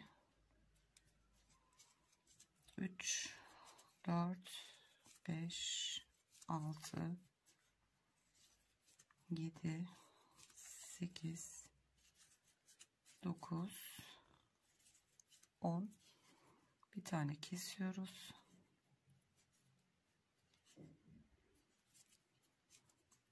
Ve 3 tane sık iğneyi örüyoruz. 2 3. Evet, şu anda 14 tane sık iğnemiz var. 29. sırada 30. sıra ve son sıramızı örüyoruz. 5 tane ör bir kes, 2 tekrar yapacağız. 2 ilmek daha azaltıp 12 sık iğneyi düşüreceğiz. 2 kere 5 ör bir kes yapacağız. 2 3 4 ve 5. Bir tane kesiyoruz.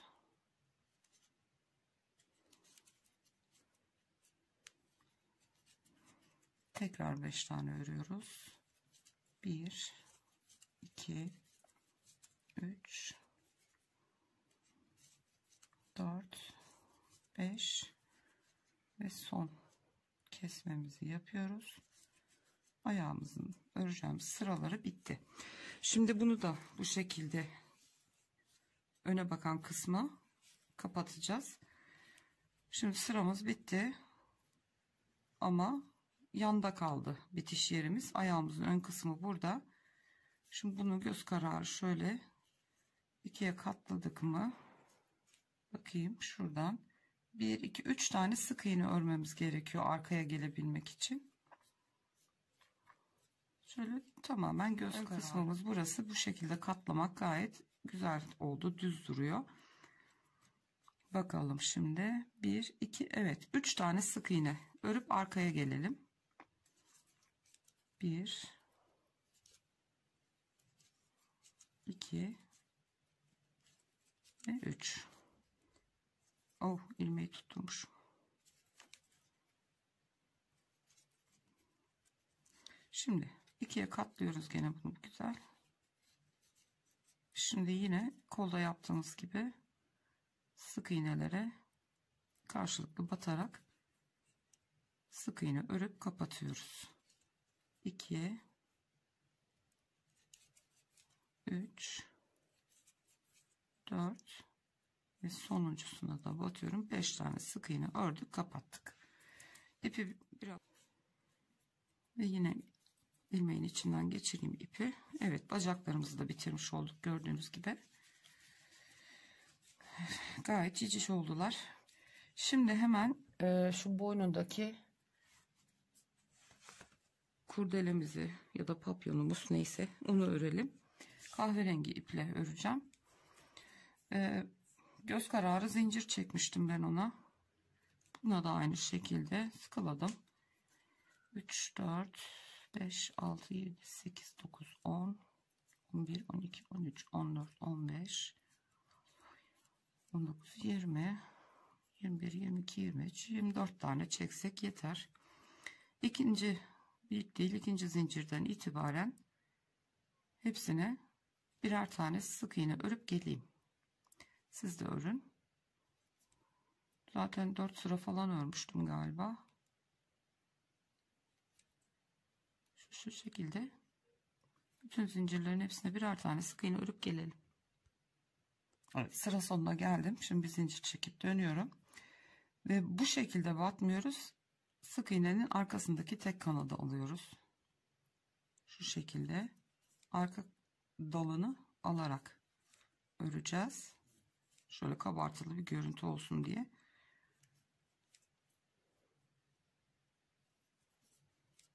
Evet, bu şekilde sıra başına kadar örüp geleyim. Evet, ördük. 2 sıra oldu. Bir tane daha zincir çekip dönüyoruz. 3. sırayı örüyoruz. Bu şekilde bir kere daha bir gidelim bir gelelim, toplamda 4 sıra örmüş olacağız. Ondan sonra etrafını döneceğiz. Evet arkadaşlar, 4 sıra ördüm. Gördüğünüz gibi şöyle kabarık oldu. Şimdi bunun etrafını bir sıra döneceğiz. Bir zincir çektim. Battığımız en son noktaya tekrar battım. Bir sık iğne ördüm. Köşeye döndük. Biz alttaki sıranın dibine batıyorum hemen. Bir sık iğne de oraya örüyorum. Bir sonraki boşluğa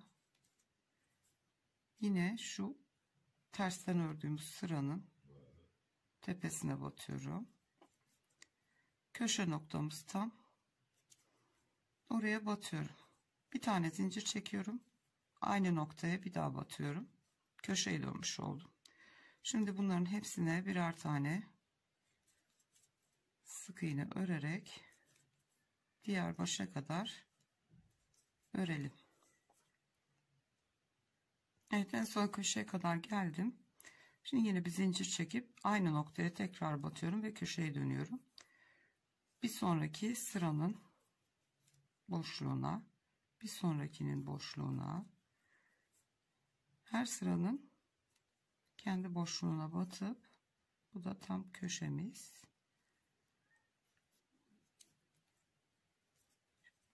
Yine bir tane zincir çekip aynı noktaya tekrar batıp köşeye dönüyorum ve başladığımız köşeye kadar sık iğnemizi örüp bitirelim. Evet, başladığım köşeye geldim. Bir tane zincir çekip ilk sık iğnenin tepesine batıp kapatıyorum ve kesiyorum ipliğimi ve bunu şuraya arkada sık iğnelerin ilmeklerinden saklıyorum. Yeterli bu kadar. İpimizi keselim. Şimdi yaklaşık şöyle bir 20-25 santim kadar zincir çekelim. Onu göstermeme gerek yok. Zinciri çekip geliyorum ben. Çektim. Bu kadar yeterli. İpi kesiyorum.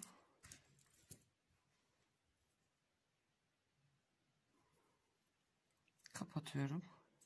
Yaklaşık bir 30 santim falan oldu. Şimdi bunu düz yüzü bize bakacak şekilde şu ortada ters gibi görünen ilmekler var ya, onları şöyle birbirine yaklaştıralım. Ortasını buraya koyalım. Şimdi bir tur birini döndüreceğim. Bir tur diğerini ters yönde döndürüp arkada bir kere şöyle güzelce düğümleyelim. Bunu da düzeltelim. Bu diğerinden büyük oldu sanırım. Bir düğüm daha atalım. Evet. Bunu ayıcığımızın boynuna bağlayacağız. Şu iplerini falan sonra keseceğiz. Evet, bütün parçalarımızı ördük. Örme işimiz bitti arkadaşlar. İlk yapacağımız şey, şunları kenara alayım. Kafada şu gözlere birazcık çukurluk vereceğiz. Bunun için ben şöyle büyük bir iğne kullanıyorum. İpimi esnekti. Esnekliğini aldım. Esnettim ipimi. 2 kat olarak iğneme geçirdim. Ve şimdi boynun alt kısmından, hatta birazcık yaklaştırayım görüntüyü. Gerçi şimdi video çekerken yapması zor olacak ama alttan giriyoruz. Tam şu gözün yanındaki sık iğneden.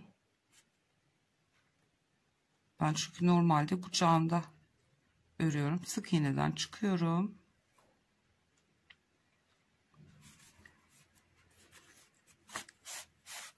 Ve ipin ucunu boyunda bırakıyoruz birazcık.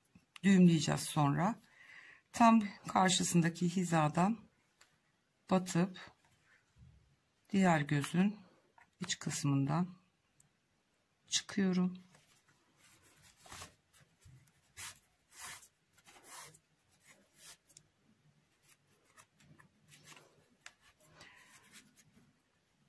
Elyafı çıkardık dışarı. Alalım şunu.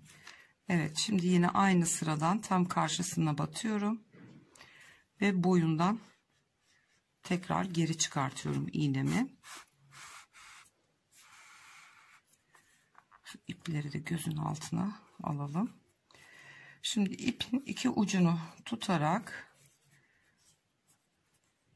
güzelce şu şekilde hem bastıracağım hem de iplerimi çekeceğim. Hafif bir çukurluk vereceğiz buraya.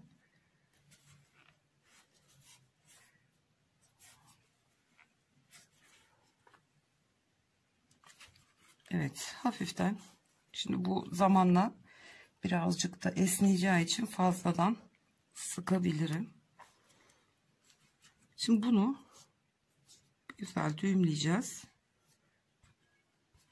Tabii kaçırmamam gerekiyor. İpi bıraktığım zaman geri boşluyor. O yüzden düğüm atarken tekrar birazcık sıkıştırıp o şekilde düğümlersek iyi olacak. 3-4 kere düğümleyelim bunu buradan.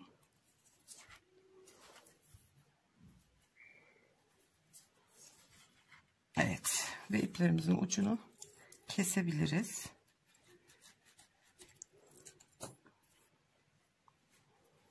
Evet, ilk işlemimizi yaptık. Şimdi kaşlarını hemen işleyelim. Uzun iğneyi bırakıyorum. Daha kısa bir iğne ve kahverengi ipliğimi alıyorum. Kaşlarını da hemen işleyelim.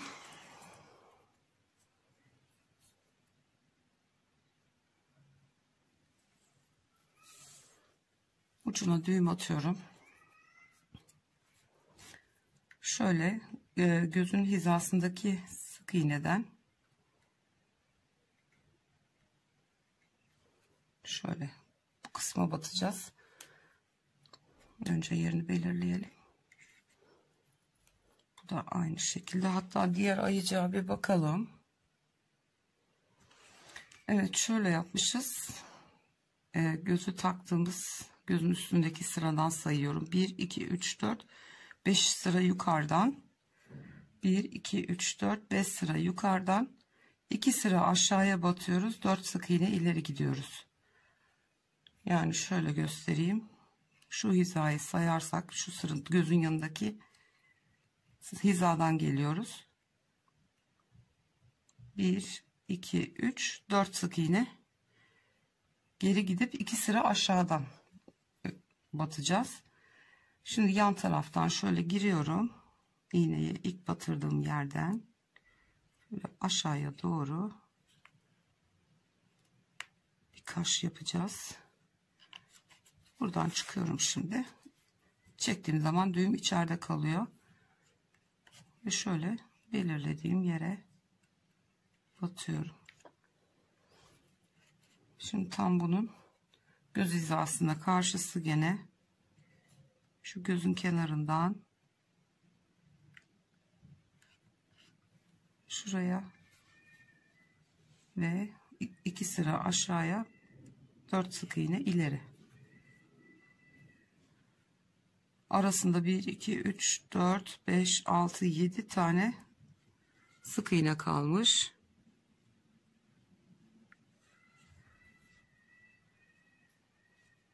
Hatta şunu bir tane daha kaydırabiliriz şöyle. Şuradan. Bunu da 1, 2, 3, 4 sık iğne. Tamam. Şimdi 2 sıra aşağı inip 4 sık iğne geri battık. 3, 4 şöyle. Bakalım.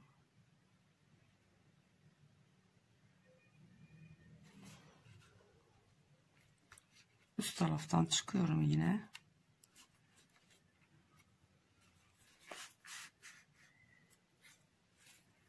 Ve belirlediğim yere 4 sık iğne ileriye batıyorum. Bakalım aynı boy mu oluyor? Evet.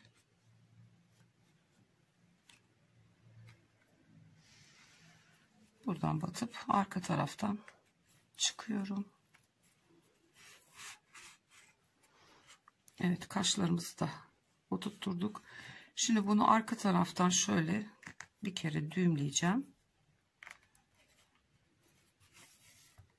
Şu şekilde düğümlüyorum. Ve bunu kesiyorum. Düğümü içine saklıyoruz. Şu iğnenin tersiyle ipimi içine ittiğim zaman görünmeyecek. Evet. Kaşlarımızı da yaptık. Şimdi burnumuzu dikelim. Burnumuzun şu bitiş noktasını alt tarafa vereceğiz. Şöyle altta dursun bu.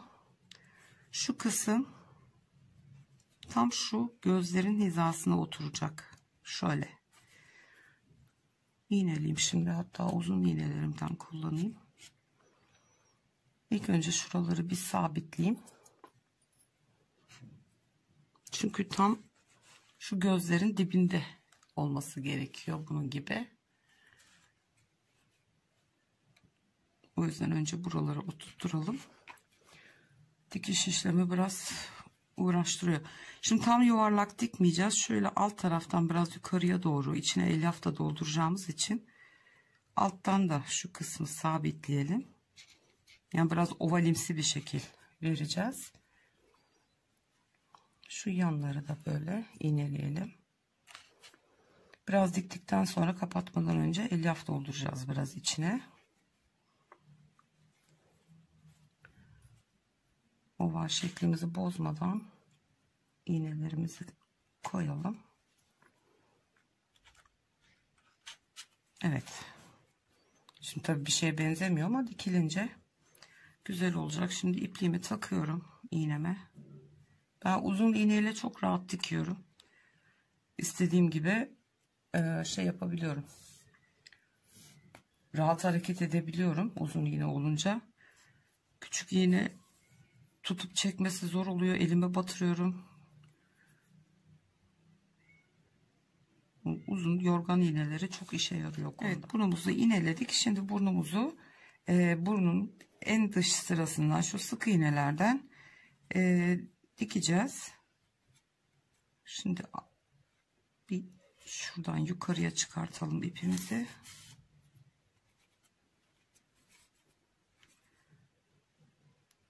Şimdi şu şekilde minik minik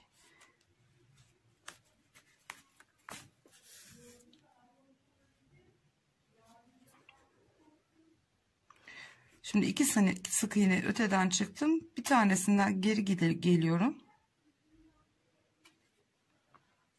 Bir iki sık iğne öteden çıkıyorum. Bu şekilde batmak daha rahat oluyor. Makine dikişi yapmış gibi dikmiş olacağız. Bir tanesine geri gidiyorum. Tekrar iki sık iğne. Bir iki sık iğne öteden çıkıyorum.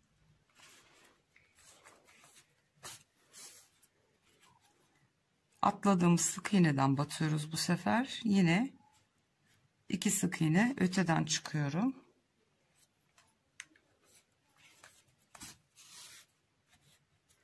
Boş bıraktığımız sık iğneden batıp yine iki sık iğne öteden çıkıyorum.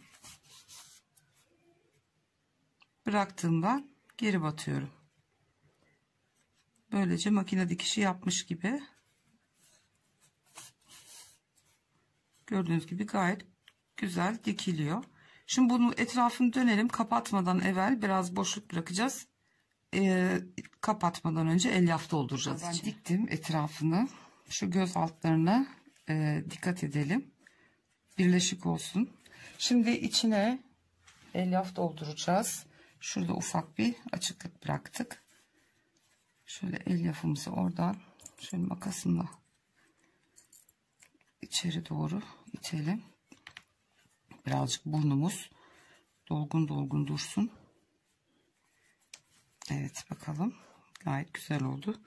Şimdi dikince de, işleyince de burnu tam olacak. Evet, bu kadar yeter. Gayet güzel de oldu. Şimdi şu sondaki açıklık yeri de kapatalım.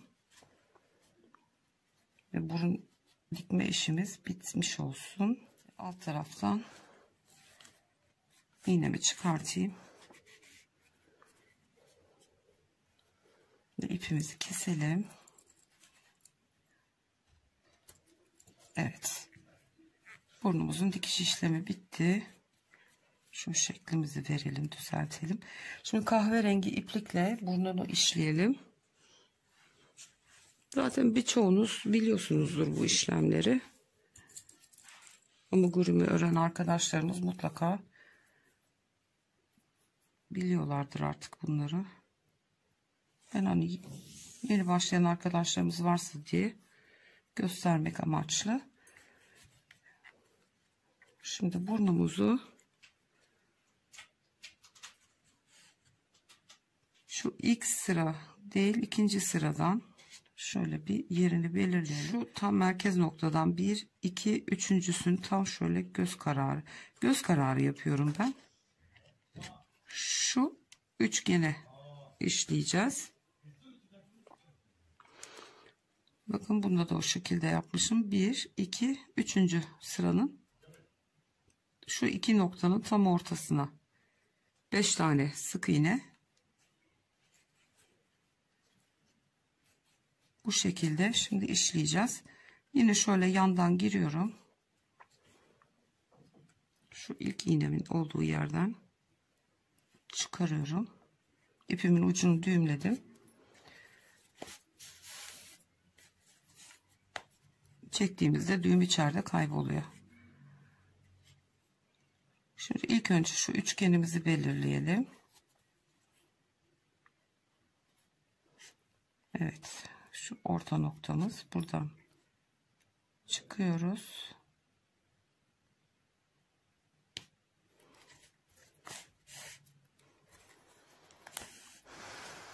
Evet. Şimdi kenar hatlarını belirleyelim. Diğer taraftan çıkıyorum. Tekrar orta noktaya batıyorum. Ve şimdi bu üçgenin içerisine hiç aralık kalmayacak şekilde şöyle sık sık burnumuzun içini dolduracağız. Şu kısmı bu şekilde. Yan yana batmaya, dip dibe batmaya dikkat edelim. Boşluk kalmasın.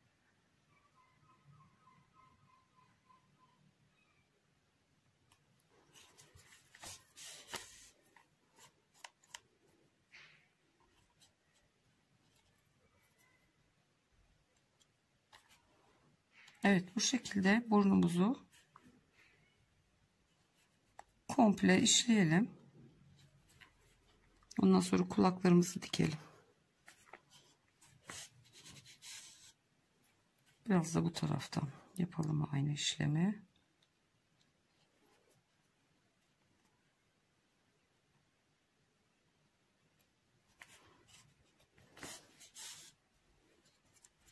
Evet, böyle bu şekilde burnumuzu doldurup geliyoruz. Evet arkadaşlar, ben şimdi doldurdum burnumu. Son artık orta yerde kapatıyorum. Şimdi tam şu kenardan çıkıyorum gene.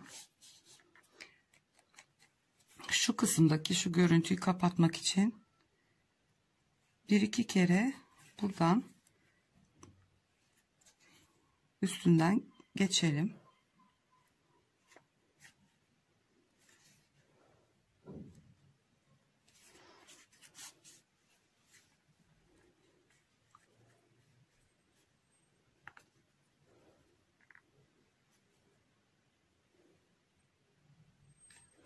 Evet, şimdi şu alttaki uçtan çıkalım.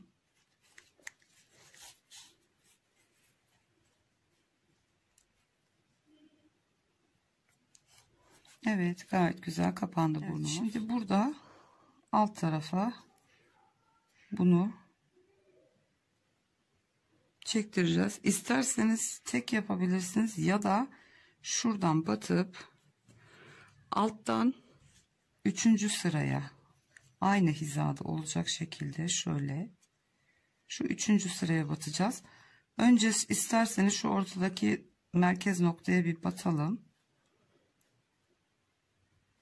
Alttan çıkalım. Şu üstteki çekince şimdi şu üstteki kısım attığımız dikişler gerilecek.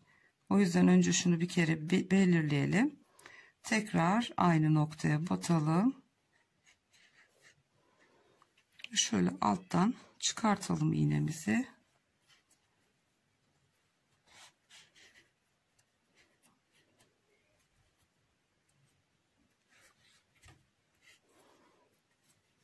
Ve birazcık çekiştirelim şunu. Evet. Ağzımız tamam. Bollaşmasın diye tekrar şu tam kenardan sık iğnenin iç tarafta kalan katına bunu böyle 2 kere sabitleyip düğümleyeceğim. O sıktırdığımız iplik bollaşmasın diye ve ipimi kesip içine gizleyeceğim. Evet, gördüğünüz gibi suratımız bitti. Kulaklarımızı dikelim şimdi. Kulaklarımızı da ortalama şöyle ayarlayacağız. 2, 4, 6 sıra orta nokta, şu merkez noktamız. Şöyle 1, 2, 3, 4, 5, 6. Şöyle nasıl, yani baktığımızda şöyle yanda olacak şekilde göz kararı ayarlayın. Şimdi şuraya da bir 6 sayalım. Diğer tarafa 1, 2, 3, 4, 5, 6. Aynı hizada göz kararı ayarlamaya çalışalım. Geride oldu.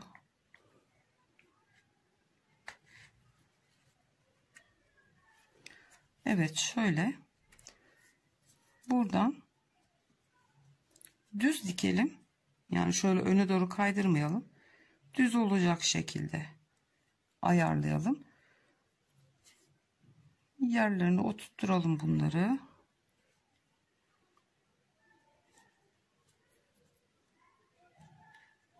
Evet, bu ilki. Dediğim gibi aşağıya doğru düz dikersek yeterlidir. Şu şekilde ilkini oturtturuyorum. Şimdi diğerini. Hemen hemen aynı hizada olacaklar. Yani göz kararı ayarlanabilir bir şey. Yapa yapa alışıyor insan zaten. Çünkü tam olarak sayı vermemiz imkansız bu durumda. Yani 6 sıra sağdan ve soldan 6'şar sıra aşağıya indim. 2, 4, 6. İlk başlangıç noktamız orası. Şu bitiş noktalarına da dikkat ederseniz dikmeden önce yerleştirirken şöyle karşıdan tutup baktığımızda ikisinde hemen hemen aynı görüntüde olması bizim için yeterli. Bunu da buraya sabitleyelim. Şimdi iğneme takıyorum ipliğimi. Ve kulakları da bu şekilde yerine monte edeceğiz. Şimdi önce gövdeden bir kere batıyorum.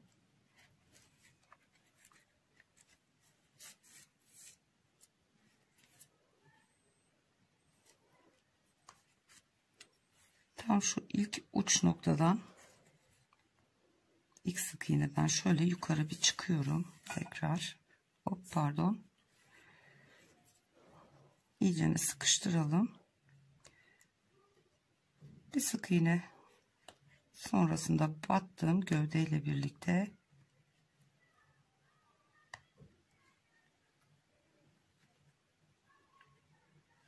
şu şekilde çıkıyorum. Tekrar geri batıyorum. 2 sık iğne öteden çıkıyorum. Burunda yaptığımız gibi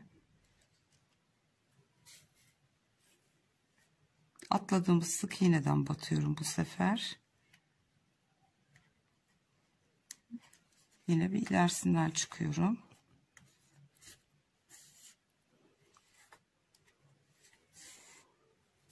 Bu şekilde belli de olmuyor dikiş.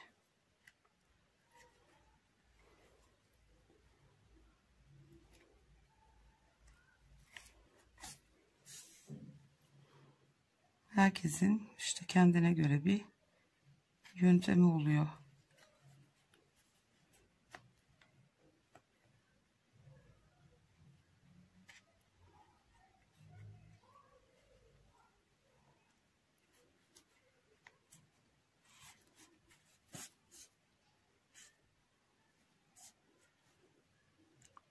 Evet, bir geriden batıyorum.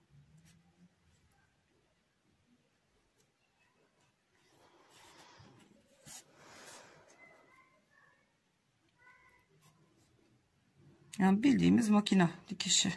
İğne vardı. Bakın ne kadar güzel durdu. Sık iğnenin zincirleri görünüyor sadece. Hiç dikişimiz belli olmuyor. Şimdi sona geldiğimizde tam şu köşe noktadan da bir kere batmak istiyorum. Şimdi kulağı kaldırıyorum. Köşe noktadan battım. Şöyle bir kere diğer uca gidiyorum. Hem ipi sabitlemiş olacağız. Şimdi bakın bu köşe tam oturmadı. Şimdi tekrar bir sık iğne ileriden batıp diğer uca tekrar gidiyorum. Sabitlemek için. Kulağın arkasından çıkartıyorum, gene çekiştiriyorum ipimi. Bakın. Gayet güzel. Sağlam bir şekilde oturdu. Şimdi bir sık iğne üstten batıp şu arkada herhangi bir yerden sık iğnelerin arasından çıkacağım. Ve bu ipi bırakıyorum burada. Kesmiyorum. Şimdi diğer kulağımızı da aynı şekilde dikelim. Ondan sonra şu arkada ipleri düğümleyip saklayacağız. Şu anda diktim. Şimdi önceki ipi çıkarttığım aynı noktadan bu kulağımın ipini de çıkartıyorum. Ve bu iki ipi birbirine düğümleyeceğiz. Birazcık şöyle sıktırarak düğümleyelim. 2-3 sefer düğüm atalım. Ve ipimizi kesiyoruz.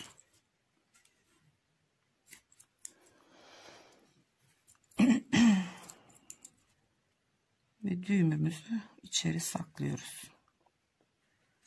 Bu dikişimizin sökülmesini önleyecek. Evet. Kulaklarımız tamamdır. Gördüğünüz gibi şimdi gövdemizi dikelim. Ben yine uzun iğnemi alacağım. Uzun iğneyle çok daha rahat dikiyorum ben. İğnemi takayım, ipliğimi.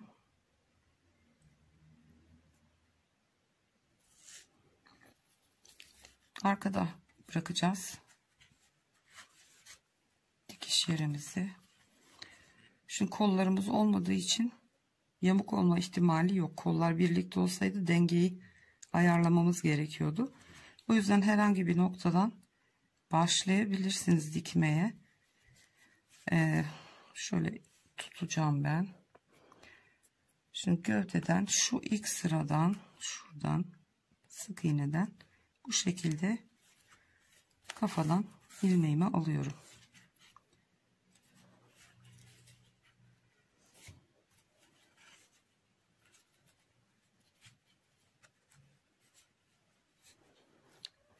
Evet, kafadan ilmeği aldık. Şimdi gövdeden aynı işlemi yapıyoruz. Şöyle bir sık iğne.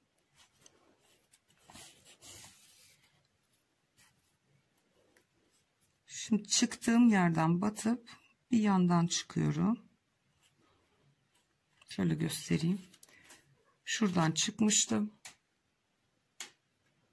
Çıktığım noktadan batıp bir yan sık iğneden çıkıyorum.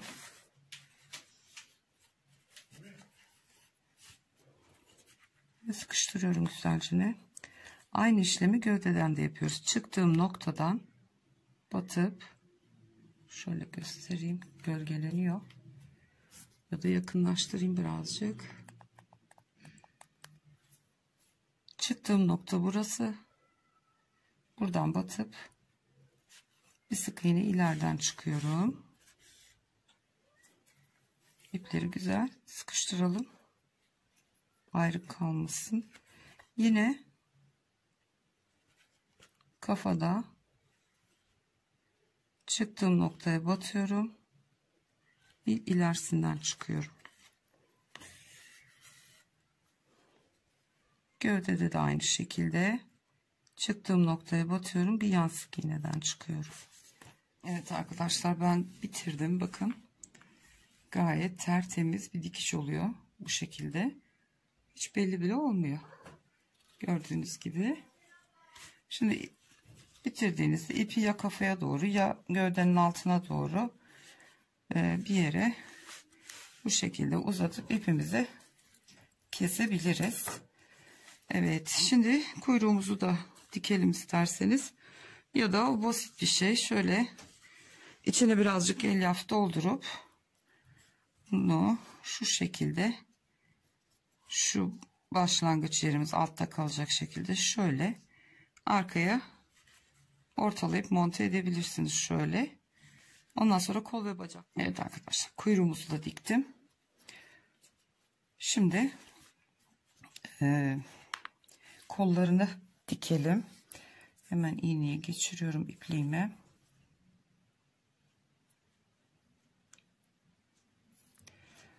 Şimdi şu çıkıntıları bize bakacak. Şöyle hafif bir çıkıntısı var ön kısma gelen. Bu sola gelecek olan. İkinci sıraya şöyle kulaklarla aynı hizada olsun. Şu şekilde bir iğneleyeyim. Bakalım nasıl. tamamen göz kararı bir ayar çekeceğiz. Şimdi ötekini de bir iğneleyelim. Onun da bize bakan tarafı şurası. Bu arada iğneyi elime batırdım gene.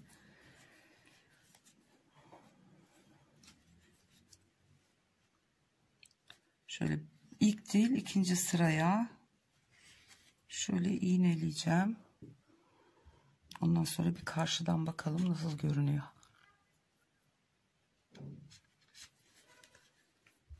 Bakalım. Evet, bunu bir tık öne alabilirim.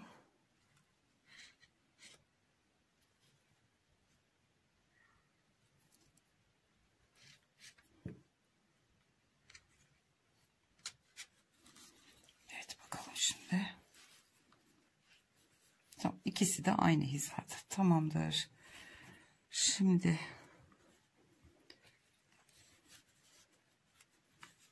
bu kafa tabi gölge yapıyor. İğneyi çıkartıyorum. Birinci değil ikinci sıraya demiştik. Şöyle bir sık iğneden battım. Şunu da çıkartalım. Parmağımla tutacağım.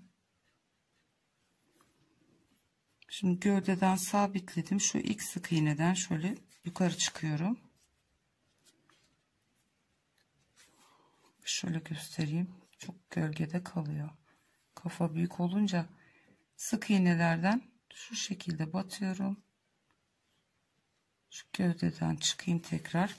Burada alan dar olduğu için bu şekilde yapmak zorundayız. Şöyle alttan yukarıya doğru tekrar sık iğneye çıkıyorum. Bir geri batıyorum. Arkada alt gövdeden bir ileriden çıkıyorum. Tekrar bir sonraki sık iğneden, zaten topu burada 4 tane sık iğnemiz var. Buradan çıkıyorum. Tekrar bir geri batıyorum.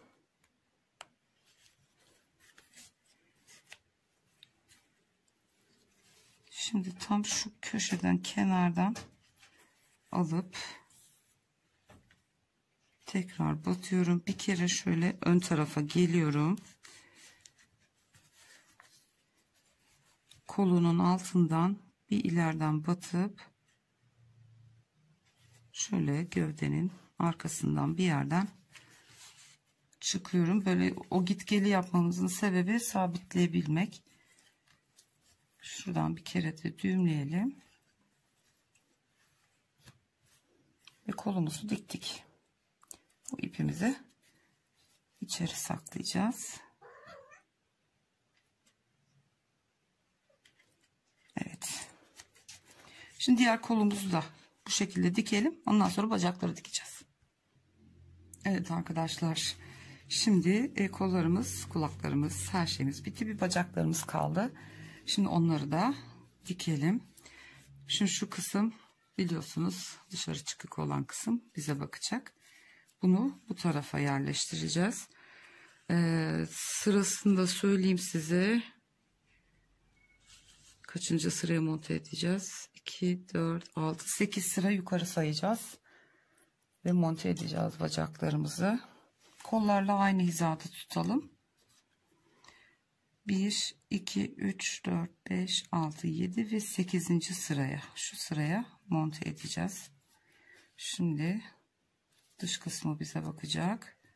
Şöyle kollarla hemen hemen aynı hizada olacak şekilde. Evet, iyidir burası. Şimdi iğneyle şunu tutturalım buraya. Aynı sırada dikmeye dikkat edelim. Şimdi diğerini de onun da 8 sıra yukarı sayalım. 1, 2, 3, 4, 5, 6, 7, 8. Bakalım aynı sıraya mı denk geldi? Hayır, bir alta ineceğiz. Spiral ördüğümüz için.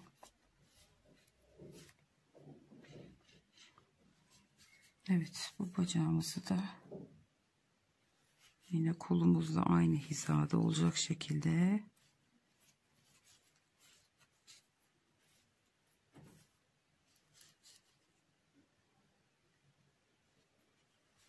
Evet. Bir iğneleyip bakalım karşıdan nasıl duracak.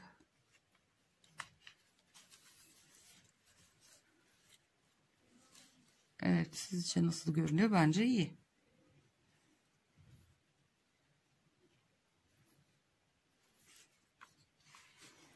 Kaydırmış mıyım? Yok.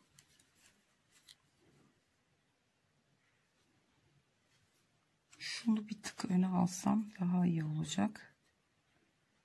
Sanki şöyle.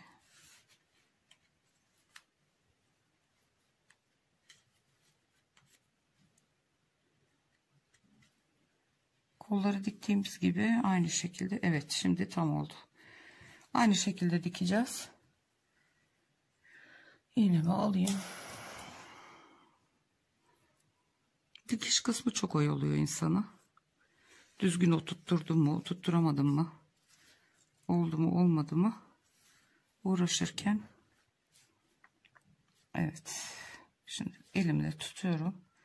İğnemi çıkartayım. İlk önce gövdeden şöyle bir kere batıyoruz. Ve bu ucu buraya sabitliyorum. Alttan şimdi şu ilk sık iğneden çıkacağım. Diğer sık iğneden batıp biraz ilerisinden çıkıyorum. Öbür bacağım düştü bu arada. Şimdi bunu da çıkartalım.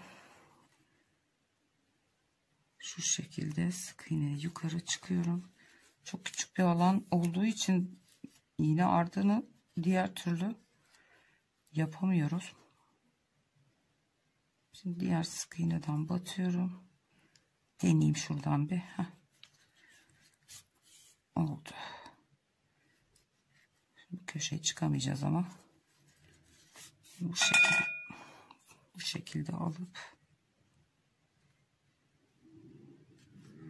köşeden çıkartayım.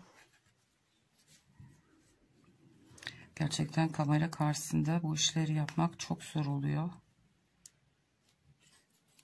Normalde kucağımda diktiğim için öyle rahat oluyordu. Bu şekilde insan zorlanıyor. Evet, şimdi alttan bir çıkalım.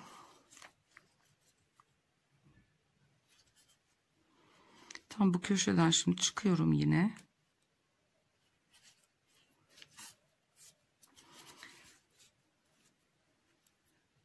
Sık iğne ileriden batıp diğer uca geliyorum. İpi bir kere içinde yürütüyoruz ki sağlam dursun. Bu da kuyruğu dolandı. Şimdi tekrar bir sık iğne batıp şöyle alttan çıkalım ve ipimizi keselim. Diğer bacağımızı da bu şekilde dikip geliyorum. Arkadaşlar, ayıcığımız bitti. Gördüğünüz gibi çok cici oldu. Evet, şöyle gösterelim yakından kuyruğumuzu. Bir kurdelemiz kaldı.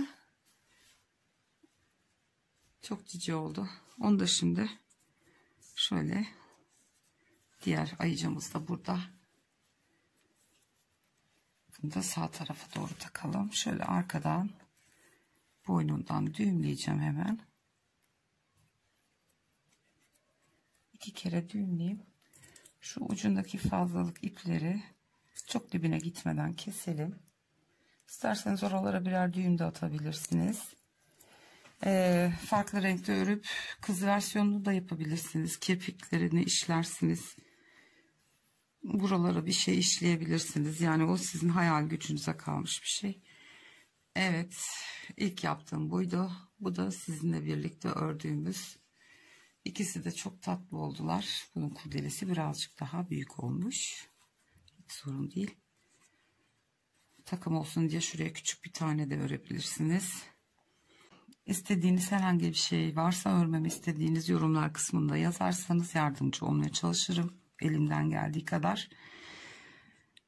Kendinize çok iyi bakın. Hoşça kalın.